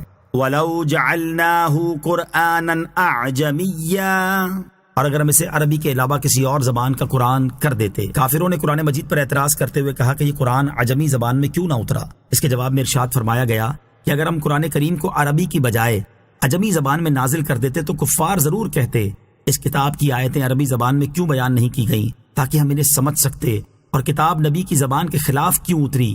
حاصل یہ ہے کہ قرآن پاک عجمی زبان میں ہوتا تو یہ کافر اعتراض کرتے، اور عربی میں آیا ہے تو بھی اعتراض کر رہے ہیں، جبکہ حقیقت یہ ہے کہ ان کا یہ اعتراض نہ ماننے کا ایک بہانہ ہے، کیونکہ جو شخص حق کا طلبگار ہے اس کی شان کے لائق نہیں کہ وہ ایسے اعتراض کرے۔ مزید ارشاد فرمایا کہ اے حبیب صلی اللہ تعالیٰ علیہ وآلہ وسلم، آپ ارشاد فرما دیں کہ یہ قرآن ایمان والوں کے لیے ہدایت اور شفا ہے، کہ یہ انہیں حق کی راہ بتاتا ہے، گمراہی سے بچاتا ہے، جہالت اور شک وغیرہ قلبی امراض سے شفا دیتا ہے، اور جسمانی امراض کے لیے بھی اس کا پڑھ کر دم کرنا مرض دور کرنے کے لیے مؤثر ہے۔ اور وہ لوگ جو ایمان نہیں لاتے ان کے کانوں میں بوجھ ہے کہ وہ قرآن پاک کو اس کے حق کے مطابق سننے کی نعمت سے محروم ہیں، اور وہ ان پر اندھا پن ہے کہ وہ شکوک و شبہات کی ظلمتوں میں گرفتار ہیں، اور وہ اپنی قبول نہ کرنے والی روش سے اس حالت کو پہنچ گئے ہیں جیسے کسی کو دور سے پکارا جائے تو وہ پکارنے والے کی بات نہ سنے نہ سمجھے۔ وَلَقَدْ آتَيْنَا مُوسَى الْكِتَابَ فَاخْتُلِفَ فِيهِ وَلَوْلَا كَلِمَةٌ سَبَقَتْ مِنْ رَبِّكَ لَقُضِيَ بَيْنَهُمْ وَإِنَّهُمْ لَفِي شَكٍّ مِّنْهُ مُرِيبٍ۔ ترجمہ، اور بے شک ہم نے موسیٰ کو کتاب عطا فرمائی تو اس میں اختلاف کیا گیا، اور اگر تمہارے رب کی طرف سے بات پہلے نہ گزر چکی ہوتی تو ان کے درمیان فیصلہ کر دیا جاتا، اور بے شک وہ ضرور قرآن کی طرف سے ایک دھوکہ ڈالنے والے شک میں ہیں۔ وَلَقَدْ آتَيْنَا مُوسَى الْكِتَابَ، اور بے شک ہم نے موسیٰ کو کتاب عطا فرمائی، یعنی اے حبیب صلی اللہ تعالیٰ علیہ وآلہ وسلم، جس طرح آپ کی قوم کے لوگ قرآن مجید میں اختلاف کر رہے ہیں، اس طرح پہلے بھی ہو چکا ہے کہ ہم نے حضرت موسیٰ علیہ السلام کو کتاب عطا فرمائی تو اس میں اختلاف کیا گیا، اور بعض افراد نے اس کو مانا اور بعض نے نہ مانا، بعض نے اس کی تصدیق کی اور بعض نے اسے جھٹلایا۔ اور اگر آپ کے رب عز و جل نے حساب اور جزا کو روز قیامت تک مؤخر نہ فرما دیا ہوتا تو ان کافروں کے درمیان فیصلہ کر دیا جاتا اور دنیا ہی میں انہیں اس اختلاف کرنے کی سزا دے دی جاتی۔ اور بے شک جو لوگ قرآن مجید کو جھٹلا رہے ہیں وہ ضرور اس قرآن کی طرف سے ایک دھوکہ ڈالنے والے شک میں ہیں، اس لیے آپ ان کی باتوں کی پرواہ نہ فرمائیں۔ من عمل صالحا فلنفسه ومن اساء فعليها وما ربك بظلام للعبید۔ ترجمہ، جو نیکی کرتا ہے وہ اپنی ذات کے لیے ہی کرتا ہے، اور جو برائی کرتا ہے تو اپنے خلاف ہی کرتا ہے، اور تمہارا رب بندوں پر ظلم نہیں کرتا۔ من عمل صالحا فلنفسه، جو نیکی کرتا ہے وہ اپنی ذات کے لیے ہی کرتا ہے۔ ارشاد فرمایا کہ اے حبیب صلی اللہ تعالیٰ علیہ وآلہ وسلم، آپ کافروں کے اعراض کرنے کی وجہ سے خود پر بوجھ محسوس نہ فرمائیں، کیونکہ ان میں سے جو شخص قرآن مجید پر ایمان لائے اور اس کے تقاضوں کے مطابق عمل کرے تو وہ اپنی ذات کے فائدے کے لیے ہی کرے گا، اور جو کفر کرے گا تو اس کا نقصان بھی اسے ہی ہوگا۔ اور اے حبیب صلی اللہ تعالیٰ علیہ وآلہ وسلم، آپ کا رب عز و جل بندوں پر ظلم نہیں کرتا اور ان کے ساتھ وہی معاملہ فرماتا ہے جس کے وہ حقدار ہیں۔ الیہ یرد علم الساعہ وما تخرج من ثمرات من اکمامها وما تحمل من انثى ولا تضع الا بعلمه وَيَوْمَ يُنَادِيهِمْ أَيْنَ شُرَكَائِي قَالُوا آذَنَّا كَمَا مِنَّا مِن شَهِيدٍ۔ ترجمہ، قیامت کے علم کا حوالہ اللہ ہی کی طرف لوٹایا جاتا ہے، اور کوئی پھل اپنے غلاف سے نہیں نکلتا، اور نہ کوئی مادہ حاملہ ہوتی ہے، اور نہ وہ بچہ جنتی ہے مگر اس کے علم سے۔ اور جس دن وہ انہیں ندا فرمائے گا میرے شریک کہاں ہیں، تو کہیں گے ہم تجھ سے کہہ چکے ہیں کہ ہم میں کوئی گواہ نہیں۔ الیہ یرد علم الساعہ، قیامت کے علم کا حوالہ اللہ ہی کی طرف کیا جاتا ہے۔ اس سے پہلی آیت میں فرمایا گیا کہ جو نیکی کرتا ہے وہ اپنی ذات کے لیے ہی کرتا ہے، اور جو برائی کرتا ہے تو اپنے خلاف ہی وہ برا عمل کرتا ہے۔ اس سے مراد یہ تھی کہ ہر ایک کو اس کے اعمال کی جزا قیامت کے دن ملے گی۔ اب گویا کہ کسی نے سوال کیا قیامت کب واقع ہوگی؟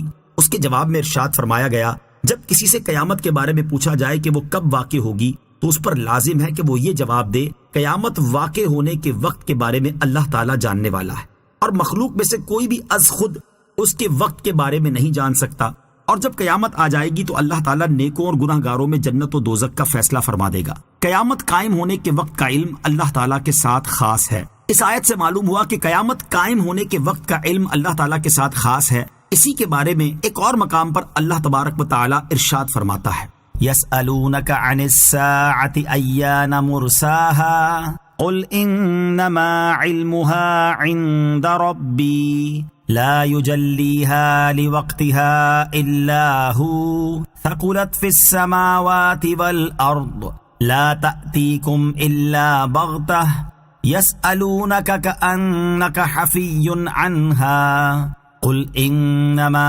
علمها عند الله ولكن اکثر الناس لا يعلمون۔ ترجمہ، آپ سے قیامت کے متعلق سوال کرتے ہیں کہ اس کے قائم ہونے کا وقت کب ہے؟ تم فرماؤ اس کا علم تو میرے رب کے پاس ہے، اسے وہی اس کے وقت پر ظاہر کرے گا۔ وہ آسمانوں اور زمین میں بھاری پڑ رہی ہے، تم پر وہ اچانک ہی آ جائے گی۔ آپ سے ایسا پوچھتے ہیں گویا آپ اس کی خوب تحقیق کر چکے ہیں۔ تم فرماؤ اس کا علم تو اللہ ہی کے پاس ہے، لیکن اکثر لوگ جانتے نہیں۔ علامہ احمد ساوی رحمۃ اللہ تعالی فرماتے ہیں، قیامت قائم ہونے کے وقت کا علم اللہ تعالیٰ کے ساتھ خاص ہونا اس بات کے منافی نہیں ہے کہ رسول اللہ صلی اللہ تعالی علیہ وآلہ وسلم اس وقت تک دنیا سے تشریف نہ لے گئے جب تک اللہ تعالیٰ نے آپ کو جو کچھ ہو چکا، جو کچھ ہو رہا ہے اور جو کچھ آئندہ ہونے والا ہے اس کا علم نہ عطا فرما دیا، اور اسی میں سے قیامت قائم ہونے کے وقت کا علم ہے۔ البتہ آپ صلی اللہ تعالی علیہ وآلہ وسلم نے لوگوں کو بتایا اس لیے نہیں کہ آپ علیہ الصلوۃ والسلام کو یہ علم چھپانے کا حکم دیا گیا تھا، کیونکہ یہ اللہ تعالیٰ کے اسرار میں سے ہے۔ نوٹ: اس موضوع پر مزید تفصیل جاننے کے لیے سورہ اعراف کی آیت نمبر 187 کے تحت تفسیر ملاحظہ فرمائیں۔ وَمَا تَخْرُجُ مِن ثَمَرَاتٍ مِّنْ أَكْمَامِهَا، اور کوئی پھل اپنے غلاف سے نہیں نکلتا، یعنی اللہ تعالیٰ پھل کے غلاف سے برآمد ہونے سے پہلے اس کے احوال کو جانتا ہے، اور مادہ کے حمل کو اور اس کی ساعتوں کو اور اس کی ولادت کے وقت کو اور اس کے ناقص اور غیر ناقص، اچھے اور برے، نر اور مادہ ہونے وغیرہ سب کو جانتا ہے۔ لہذا جس طرح قیامت کا علم اللہ تعالیٰ کی طرف منسوب کیا جاتا ہے، اسی طرح ان امور کا علم بھی اسی کی طرف منسوب کرنا چاہیے۔ اولیاء کرام کی دی ہوئی خبروں پر ایک سوال اور اس کا جواب۔ یہاں پر ایک سوال قائم ہوتا ہے کہ اولیاء کرام اور اصحاب کشف بسا اوقات ان امور کی خبر دیتے ہیں اور وہ صحیح واقع ہوتی ہیں، بلکہ کبھی نجومی اور کاہن بھی ان امور کی خبریں دے دیتے ہیں، تو پھر ان امور کا علم اللہ تعالیٰ کے ساتھ خاص کیسے ہوا؟ اس کا جواب یہ ہے کہ نجومیوں اور کاہنوں کی خبریں تو محض اٹکل کی باتیں ہیں جو اکثر و بیشتر غلط ہو جایا کرتی ہیں، اس لیے وہ علم ہی نہیں بلکہ بے حقیقت باتیں ہیں۔ اور اولیاء کرام کی خبریں بے شک صحیح ہوتی ہیں اور وہ علم سے فرماتے ہیں، لیکن یہ علم ان کا ذاتی نہیں ہوتا بلکہ انہیں اللہ تعالیٰ کی طرف سے عطا ہوتا ہے، تو حقیقت میں یہ اللہ تعالیٰ کا ہی علم ہوا، غیر کا نہیں۔ وَيَوْمَ يُنَادِيهِمْ، اور جس دن وہ انہیں ندا فرمائے گا۔ ارشاد فرمایا کہ اے حبیب صلی اللہ تعالی علیہ وآلہ وسلم یاد کریں کہ جس دن اللہ تعالیٰ مشرکین سے فرمائے گا تمہارے گمان اور تمہارے عقیدے میں جو میرے شریک تھے وہ کہاں ہیں جنہیں تم نے دنیا میں گھڑ رکھا تھا اور انہیں تم پوجا کرتے تھے؟ اس کے جواب میں مشرکین کہیں گے، اے اللہ عز و جل، ہم تجھ سے کہہ چکے ہیں کہ ہم میں ایسا کوئی گواہ نہیں جو آج یہ باطل گواہی دے کہ تیرا کوئی شریک ہے۔ آج ہم سب مومن اور تیری وحدانیت کا اقرار کرنے والے ہیں۔ مشرکین یہ بات عذاب دیکھ کر کہیں گے اور اسی وجہ سے اپنے بتوں سے بیزار ہونے کا اظہار کریں گے۔ وَضَلَّ عَنْهُمْ مَا كَانُوا يَدْعُونَ مِن قَبْلُ وَظَنُّوا مَا لَهُم مِّن مَّحِيصٍ۔ ترجمہ، اور جن کو وہ پہلے پوچھتے تھے وہ ان سے غائب ہو گئے اور وہ سمجھ گئے کہ ان کے لیے کہیں بھاگنے کی جگہ نہیں۔ وَضَلَّ عَنْهُمْ مَا كَانُوا يَدْعُونَ مِن قَبْلُ، اور جن کو وہ پہلے پوچھتے تھے وہ ان سے غائب ہو گئے، یعنی مشرکین دنیا میں جن بتوں کی عبادت کیا کرتے تھے وہ حشر کے میدان میں نہ ان کی سفارش کریں گے اور نہ ہی ان کی مدد کریں گے، تو ان کا وہاں موجود ہونا ایسے ہوگا جیسے یہ وہاں سے غائب ہیں، اور مشرکین کو یقین ہو جائے گا کہ اب ان کے لیے اللہ تعالیٰ کے عذاب سے بچنے اور جہنم سے کہیں بھاگ جانے کی کوئی جگہ نہیں۔ لا يسأم الإنسان من دعاء الخير وإن مسه الشر فيئوس قنوط۔ ترجمہ، آدمی بھلائی مانگنے سے نہیں اکتاتا اور اگر اسے کوئی برائی پہنچے تو بہت نا امید، بڑا مایوس ہو جاتا ہے۔ لا يسأم الإنسان من دعاء الخير، آدمی بھلائی مانگنے سے نہیں اکتا تھا. یعنی کافر انسان ہمیشہ اللہ تعالیٰ سے مال، امیری اور تندرستی مانگتا رہتا ہے، اور اگر اسے کوئی سختی، مصیبت اور معاش کی تنگی پہنچے تو وہ اللہ تعالیٰ کے فضل اور اس کی رحمت سے بہت نا امید اور بڑا مایوس ہو جاتا ہے. اللہ تعالیٰ کی رحمت سے مایوسی کافر کا وصف ہے. یاد رہے کہ اللہ تعالیٰ کی رحمت اور اس کے فضل سے مایوس ہو جانا کافر کا وصف ہے، جیسا کہ سورہ یوسف میں ہے، إِنَّهُ لَا يَيْأَسُ مِن رَّوْحِ اللَّهِ إِلَّا الْقَوْمُ الْكَافِرُونَ. ترجمہ: بے شک اللہ کی رحمت سے کافر لوگ ہی نا امید ہوتے ہیں. مومن کی یہ شان نہیں کہ وہ مصیبتوں، پریشانیوں اور تنگ دستی کی وجہ سے اللہ تعالیٰ کی رحمت سے مایوس ہو جائے. حضرت عبداللہ ابن مسعود رضی اللہ تعالیٰ عنہ سے روایت ہے، رسول کریم صلی اللہ تعالیٰ علیہ وآلہ وسلم نے ارشاد فرمایا، جو گناہ گار آدمی اللہ تعالیٰ کی رحمت کی امید رکھتا ہے وہ اس بندے سے زیادہ اللہ تعالیٰ کی رحمت کے قریب ہوتا ہے جو بڑا عبادت گزار ہونے کے باوجود اللہ تعالیٰ کی رحمت سے مایوس ہوتا ہے، اور اللہ تعالیٰ کا اطاعت گزار ہونے کے باوجود یہ امید نہیں رکھتا کہ اسے اللہ تعالیٰ کی رحمت ملے گی. مراد یہ ہے کہ اللہ تعالیٰ سے اچھی امید رکھنی چاہیے، یہ نہیں کہ آدمی عمل کر کے یا بغیر عمل کے بے خوف ہو جائے کہ یہ جرت ہے. وَلَئِنْ أَذَقْنَاهُ رَحْمَةً مِنَّا مِن بَعْدِ ضَرَّاءَ مَسَّتْهُ لَيَقُولَنَّ هَذَا لِي وَمَا أَظُنُّ السَّاعَةَ قَائِمَةً وَلَئِن رُّجِعْتُ إِلَى رَبِّي إِنَّ لِي عِندَهُ لَلْحُسْنَى فَلَنُنَبِّئَنَّ الَّذِينَ كَفَرُوا بِمَا عَمِلُوا وَلَنُذِيقَنَّهُم مِّنْ عَذَابٍ غَلِيظٍ. ترجمہ: اور اگر ہم اسے اس تکلیف کے بعد جو اسے پہنچی تھی اپنی رحمت کا مزہ چکھائیں تو ضرور کہے گا یہ تو میرا حق ہے، اور میرے گمان میں قیامت قائم نہ ہوگی، اور اگر میں اپنے رب کی طرف لوٹایا بھی گیا تو ضرور میرے لیے اس کے پاس بھی بھلائی ہی ہے. تو ضرور ہم کافروں کو ان کے اعمال کی خبر دیں گے اور ضرور انہیں سخت عذاب چکھائیں گے. وَلَئِنْ أَذَقْنَاهُ رَحْمَةً مِنَّا مِن بَعْدِ ضَرَّاءَ مَسَّتْهُ، اور اگر ہم اسے اس تکلیف کے بعد جو اسے پہنچی تھی اپنی رحمت کا مزہ چکھائیں. یہاں سے کافر انسان کا دوسرا حال بیان کیا جا رہا ہے کہ اگر ہم اسے بیماری کے بعد صحت، سختی کے بعد سلامتی اور تنگ دستی کے بعد مال و دولت عطا فرما کر اپنی رحمت کا مزہ چکھائیں تو وہ کہنے لگتا ہے کہ یہ تو خالص میرا حق ہے جو مجھے ملا ہے، اور میں اپنے عمل کی وجہ سے اس کا مستحق ہوا ہوں، اور میرے گمان میں قیامت قائم نہ ہوگی. اور اگر بالفرض مسلمانوں کے کہنے کے مطابق قیامت قائم ہوئی اور میں اپنے رب عز و جل کی طرف لوٹایا بھی گیا تو ضرور میرے لیے اس کے پاس بھی دنیا کی طرح عیش و راحت اور عزت و کرامت ہے. فرمایا گیا کہ اس کا یہ گمان فاسد ہے، ضرور ہم ان کے قبیح اعمال، ان اعمال کے نتائج اور جس عذاب کے وہ مستحق ہیں اس سے انہیں آگاہ کر دیں گے، اور ضرور انہیں انتہائی سخت عذاب چکھائیں گے. وَإِذَا أَنْعَمْنَا عَلَى الْإِنسَانِ أَعْرَضَ وَنَأَىٰ بِجَانِبِهِ وَإِذَا مَسَّهُ الشَّرُّ فَذُو دُعَاءٍ عَرِيضٍ. ترجمہ: جب ہم آدمی پر احسان کرتے ہیں تو منہ پھیر لیتا ہے اور اپنی طرف دور ہٹ جاتا ہے، اور جب اسے تکلیف پہنچتی ہے تو لمبی چوڑی دعا مانگنے والا بن جاتا ہے. وَإِذَا أَنْعَمْنَا عَلَى الْإِنسَانِ أَعْرَضَ، اور جب ہم آدمی پر احسان کرتے ہیں تو منہ پھیر لیتا ہے. اس سے پہلی آیت میں کفار کے قبیح اقوال بیان کیے گئے اور اس آیت میں ان کے قبیح افعال بیان کیے جا رہے ہیں. چنانچہ ارشاد فرمایا کہ جب ہم کافر انسان پر احسان کرتے ہیں تو وہ اس احسان کا شکر ادا کرنے سے منہ پھیر لیتا ہے اور اس نعمت پر اترانے لگتا ہے اور نعمت دینے والے پروردگار کو بھول جاتا ہے اور اللہ تعالیٰ کی یاد سے تکبر کرتا ہے. اور جب اسے کسی قسم کی پریشانی، بیماری یا ناداری وغیرہ کی تکلیف پیش آتی ہے تو اس وقت وہ خوب لمبی چوڑی دعائیں کرتا، روتا اور گر گڑاتا ہے اور لگاتار دعائیں مانگے جاتا ہے. راحت میں اللہ تعالیٰ کو بھول جانا اور صرف مصیبت میں دعا کرنا کفار کا طریقہ ہے. کافر کی اس طرح کی حالت کو بیان کرتے ہوئے ایک اور مقام پر اللہ تعالیٰ ارشاد فرماتا ہے، وَإِذَا أَنْعَمْنَا عَلَى الْإِنسَانِ أَعْرَضَ وَنَأَىٰ بِجَانِبِهِ وَإِذَا مَسَّهُ الشَّرُّ كَانَ يَئُوسًا. ترجمہ: جب ہم انسان پر احسان کرتے ہیں تو وہ منہ پھیر لیتا ہے اور اپنی طرف سے دور ہٹ جاتا ہے، اور جب اسے برائی پہنچتی ہے تو مایوس ہو جاتا ہے. اس سے معلوم ہوا کہ راحت کے دنوں میں اللہ تعالیٰ کو بھول جانا اور صرف مصیبت کے ایام میں دعا کرنا کفار کا طریقہ ہے، اور یہ اللہ تعالیٰ کو ناپسند ہے، کیونکہ یہاں دعا مانگنے پر عتاب نہیں کیا گیا بلکہ راحت میں دعا نہ مانگنے پر عتاب کیا گیا ہے۔ نیز یہ عمل مصائب و آلام کے وقت مانگی جانے والی دعاؤں کے قبول نہ ہونے کا سبب بھی بن سکتا ہے، جیسا کہ حضرت ابو ہریرہ رضی اللہ تعالی عنہ سے روایت ہے۔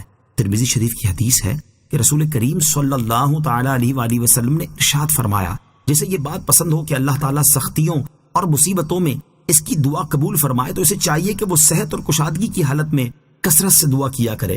لہذا مسلمانوں کو چاہیے کہ راحت میں، آسانی میں، تنگی میں، مشکلات میں اور مصائب و آلام کے وقت الغرض ہر حال میں اللہ تعالیٰ سے دعا مانگا کریں، اور اس سلسلے میں کافروں کی روش پر چلنے سے بچیں۔ اللہ تعالیٰ عمل کی توفیق عطا فرمائے، آمین۔ مصیبتوں کا سامنا تسلیم و رضا اور صبر و استقلال سے کریں۔ اس آیت سے اشارتاً معلوم ہوا کہ بندے پر نازل ہونے والی ہر بلا، مصیبت، نعمت، رحمت، تنگی اور آسانی اللہ تعالیٰ کی طرف سے ہوتی ہے۔ تو اگر بندہ مصائب و آلام، مشکلات، تنگیوں، سختیوں اور آسانیوں وغیرہ کا سامنا تسلیم و رضا، صبر و استقلال اور اللہ تعالیٰ کا شکر ادا کرتے ہوئے کرے تو وہ ہدایت پانے والوں اور مقرب بندوں میں سے ہے، اور اگر ان کا سامنا کفر کے ساتھ کرے اور مصیبتوں وغیرہ میں شکوہ و شکایت کرنا شروع کر دے تو وہ بدبختوں، گمراہوں اور اللہ تعالیٰ کی رحمت سے دور ہونے والوں میں سے ہے۔ لہٰذا مسلمانوں کو چاہیے کہ وہ زندگی میں آنے والی مشکلات وغیرہ میں اللہ تعالیٰ کی رضا پر راضی رہیں اور ہر مشکل اور مصیبت میں اچھی طرح صبر کیا کریں۔ حدیث قدسی میں ہے، اللہ تعالیٰ ارشاد فرماتا ہے، جب میں اپنے بندوں میں سے کسی بندے کی طرف اس کے بدن میں، اس کے مال میں یا اس کی اولاد میں کوئی مصیبت بھیجوں، پھر وہ اس مصیبت کا سامنا اچھی طرح صبر کرنے کے ساتھ کرے تو میں قیامت کے دن اس کے لیے میزان نصب کرنے یا اس کا نامہ اعمال کھولنے سے حیا فرماؤں گا۔ اللہ تعالیٰ ہمیں عافیت نصیب فرمائے، اور اگر زندگی میں کوئی مشکل یا مصیبت آئے تو اس پر صبر کرنے کی توفیق عطا فرمائے، آمین۔ قل أرأيتم إن كان من عند الله ثم كفرتم به من أضل ممن هو في شقاق بعيد۔ ترجمہ، تم فرماؤ بھلا دیکھو کہ اگر یہ قرآن اللہ کے پاس سے ہو پھر تم اس کے منکر بنو تو اس سے بڑھ کر گمراہ کون جو دور کی ضد و مخالفت میں ہے۔ قل، تم فرماؤ۔ ارشاد فرمایا کہ اے پیارے حبیب صلی اللہ تعالی علیہ وآلہ وسلم، آپ مکہ مکرمہ کے کافروں سے فرما دیں، اگر یہ قرآن پاک اللہ عز و جل کی طرف سے نازل ہوا ہے، جیسا کہ میں تم سے یہی بات کہتا ہوں، اور قطعی دلائل سے بھی یہ بات ثابت ہے کہ قرآن مجید اللہ تعالیٰ کی طرف سے نازل ہوا ہے، پھر تم اس کے اللہ تعالیٰ کی طرف سے ہونے کا انکار کرو تو مجھے بتاؤ اس سے بڑھ کر گمراہ کون ہے جو دور کی ضد اور حق کی مخالفت میں پڑا ہوا ہے۔ سنريهم آياتنا في الآفاق وفي أنفسهم حتى يتبين لهم أنه الحق أولم يكف بربك أنه على كل شيء شهيد۔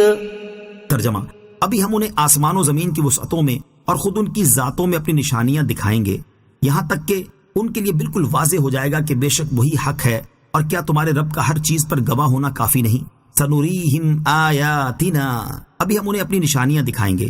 ارشاد فرمایا کہ ابھی ہم کفار قریش کو آسمان و زمین کی وسعتوں میں اور خود ان کی اپنی ذاتوں میں قرآن کریم کی حقانیت اور اس کے اللہ تعالیٰ کی طرف سے ہونے پر دلالت کرنے والی اپنی نشانیاں دکھائیں گے، یہاں تک کہ ان کے لیے بالکل واضح ہو جائے گا کہ بے شک قرآن ہی حق ہے اور یہ اللہ تعالیٰ کی طرف سے نازل ہوا ہے، اور اس میں مرنے کے بعد دوبارہ زندہ کیے جانے، اعمال کا حساب لیے جانے اور ان کے کفر پر انہیں سزا دیے جانے کا جو بیان ہوا ہے وہ بھی حق ہے۔ اور اے حبیب صلی اللہ تعالی علیہ وآلہ وسلم کے آپ کے رب عز و جل کا ہر چیز پر گواہ ہونا آپ کی سچائی کے لیے انہیں کافی نہیں۔ آفاقی نشانیوں کے بارے میں ایک قول یہ ہے کہ ان سے مراد سورج، چاند، ستارے، نباتات اور حیوان ہیں، کیونکہ یہ سب اللہ تعالیٰ کی قدرت اور حکمت پر دلالت کرنے والے ہیں۔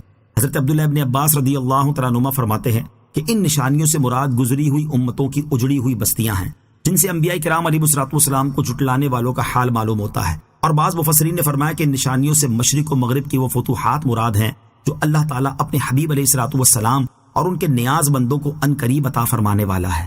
کفار کی ذات میں نشانیوں سے مراد یہ ہے کہ ان کی ہستیوں میں اللہ تعالیٰ کی صنعت اور حکمت کے لاکھوں لطائف اور بے شمار عجائبات موجود ہیں، جن سے ظاہر ہے کہ ان چیزوں پر اللہ تعالیٰ کے علاوہ اور کوئی قادر نہیں۔ یا اس سے مراد یہ ہے کہ اللہ تعالیٰ نے بدر میں کفار کو مغلوب کیا اور ان پر قہر نازل کر کے خود ان کے اپنے احوال میں اپنی نشانیوں کا مشاہدہ کرا دیا۔ یا اس سے مراد یہ ہے کہ مکہ مکرمہ فتح فرما کر ان میں اپنی نشانیاں ظاہر کر دیں گے۔ الا انہم فی مریۃ من لقاء ربہم الا انہ بکل شیء محیط۔ ترجمہ: سن لو، بے شک یہ کافر اپنے رب سے ملنے کے متعلق شک میں ہیں، خبردار وہ ہر چیز کو گھیرے ہوئے ہیں۔ الا انہم فی مریۃ من لقاء ربہم، سن لو بے شک یہ کافر اپنے رب سے ملنے کے متعلق شک میں ہیں۔ ارشاد فرمایا کہ سن لو بے شک یہ کافر اپنے رب عز و جل سے ملنے کے بارے میں شک میں ہیں، کیونکہ وہ مرنے کے بعد دوبارہ زندہ کیے جانے اور قیامت کے قائل نہیں ہیں، اس لیے وہ اس میں غور و فکر کرتے ہیں، نہ اس کا علم رکھتے ہیں اور نہ ہی اس سے ڈرتے ہیں، بلکہ وہ ان کے نزدیک ایک باطل چیز ہے جس کی انہیں کوئی پرواہ نہیں، حالانکہ قیامت ضرور واقع ہوگی اور اس کے واقع ہونے میں کسی طرح کا کوئی شک نہیں۔ انہیں خبردار ہو جانا چاہیے کہ اللہ تعالیٰ اپنے علم اور قدرت سے ہر چیز کو گھیرے ہوئے ہے، کوئی چیز اس کے علم کے احاطے سے باہر نہیں اور اس کی معلومات کی کوئی انتہا نہیں، تو وہ انہیں ان کے کفر اور اپنے رب عز و جل سے ملنے کے متعلق شک کرنے پر سزا دے گا۔ شیطان آخرت کے بارے میں شک ڈال کر دھوکہ دیتا ہے۔ اس آیت میں بیان ہوا کہ کفار آخرت کے بارے میں شک میں مبتلا ہیں، البتہ کچھ مسلمانوں کی عملی حالت سے بھی یہی ظاہر ہوتا ہے کہ وہ بھی آخرت کے بارے میں دھوکے کا شکار ہیں، جیسا کہ امام محمد غزالی رحمۃ اللہ تعالی علیہ فرماتے ہیں، شیطان آخرت کے بارے میں شک ڈال کر اس کے ذریعے دھوکہ دیتا ہے، اور اس کا علاج یا تو تقلیدی یقین ہے یا باطنی بصیرت و مشاہدہ ہے، اور وہ لوگ جو اپنے عقائد اور زبان سے مومن ہیں، جب وہ اللہ تعالیٰ کے احکامات کو ضائع کر دیتے ہیں، نیک اعمال کو چھوڑ دیتے ہیں اور خواہشات اور گناہوں کا لباس پہن لیتے ہیں، تو اس دھوکے میں وہ بھی کفار کے ساتھ شریک ہو جاتے ہیں، کیونکہ انہوں نے دنیا کو آخرت پر ترجیح دی۔ البتہ مومن کا معاملہ ذرا ہلکا اور آسان ہے، کیونکہ اس کا ایمان اسے دائمی عذاب سے محفوظ رکھتا ہے، لہٰذا وہ جہنم سے نکل جائیں گے، اگرچہ وہ کچھ وقت کے بعد ہو، لیکن دھوکے میں یہ بھی ہیں، انہوں نے اس بات کا اعتراف کیا کہ آخرت دنیا سے بہتر ہے، لیکن اس کے باوجود وہ دنیا کی طرف مائل ہوئے اور اس کو ترجیح دی، اور کامیابی کے لیے محض ایمان کافی نہیں۔ اللہ تعالیٰ ارشاد فرماتا ہے وَإِنِّي لَغَفَّارٌ لِّمَن تَابَ وَآمَنَ وَعَمِلَ صَالِحًا ثُمَّ اهْتَدَىٰ۔ ترجمہ: اور بے شک میں اس آدمی کو بہت بخشنے والا ہوں جس نے توبہ کی اور ایمان لایا اور نیک عمل کیا پھر ہدایت پر رہا، اور ارشاد فرمایا ان رحمت اللہ قریب من المحسنین۔ ترجمہ: بے شک اللہ کی رحمت نیک لوگوں کے قریب ہے۔ پھر نبی اکرم صلی اللہ تعالی علیہ وسلم نے ارشاد فرمایا احسان یہ ہے کہ اللہ تعالیٰ کی عبادت اس طرح کرو گویا تم اسے دیکھ رہے ہو، اور اللہ تعالیٰ ارشاد فرماتا ہے والعصر ان الانسان لفی خسر الا الذین آمنوا وعملوا الصالحات وتواصوا بالحق وتواصوا بالصبر۔ ترجمہ کنز العرفان۔ زمانے کی قسم بے شک آدمی ضرور نقصان میں ہے، مگر جو ایمان لائے اور انہوں نے اچھے کام کیے اور ایک دوسرے کو حق کی تاکید کی اور ایک دوسرے کو صبر کی وصیت کی، تو پورے قرآن پاک میں مغفرت کا وعدہ ایمان اور نیک اعمال سے منسلک ہے، صرف ایمان کے ساتھ نہیں۔ تو وہ لوگ بھی دھوکے میں ہیں جو دنیاوی زندگی پر مطمئن اور خوش ہیں، اس کی لذات میں ڈوبے ہوئے اور اس سے محبت کرنے والے ہیں، اور صرف دنیاوی لذات کے فوت ہونے کے خوف سے موت کو ناپسند کرتے ہیں۔ اللہ تعالیٰ انہیں ہدایت اور عقل سلیم عطا فرمائے اور کثرت سے نیک اعمال کر کے اپنی آخرت کی تیاری کرنے کی توفیق عطا فرمائے، آمین۔ آمنت باللہ صدق اللہ العظیم۔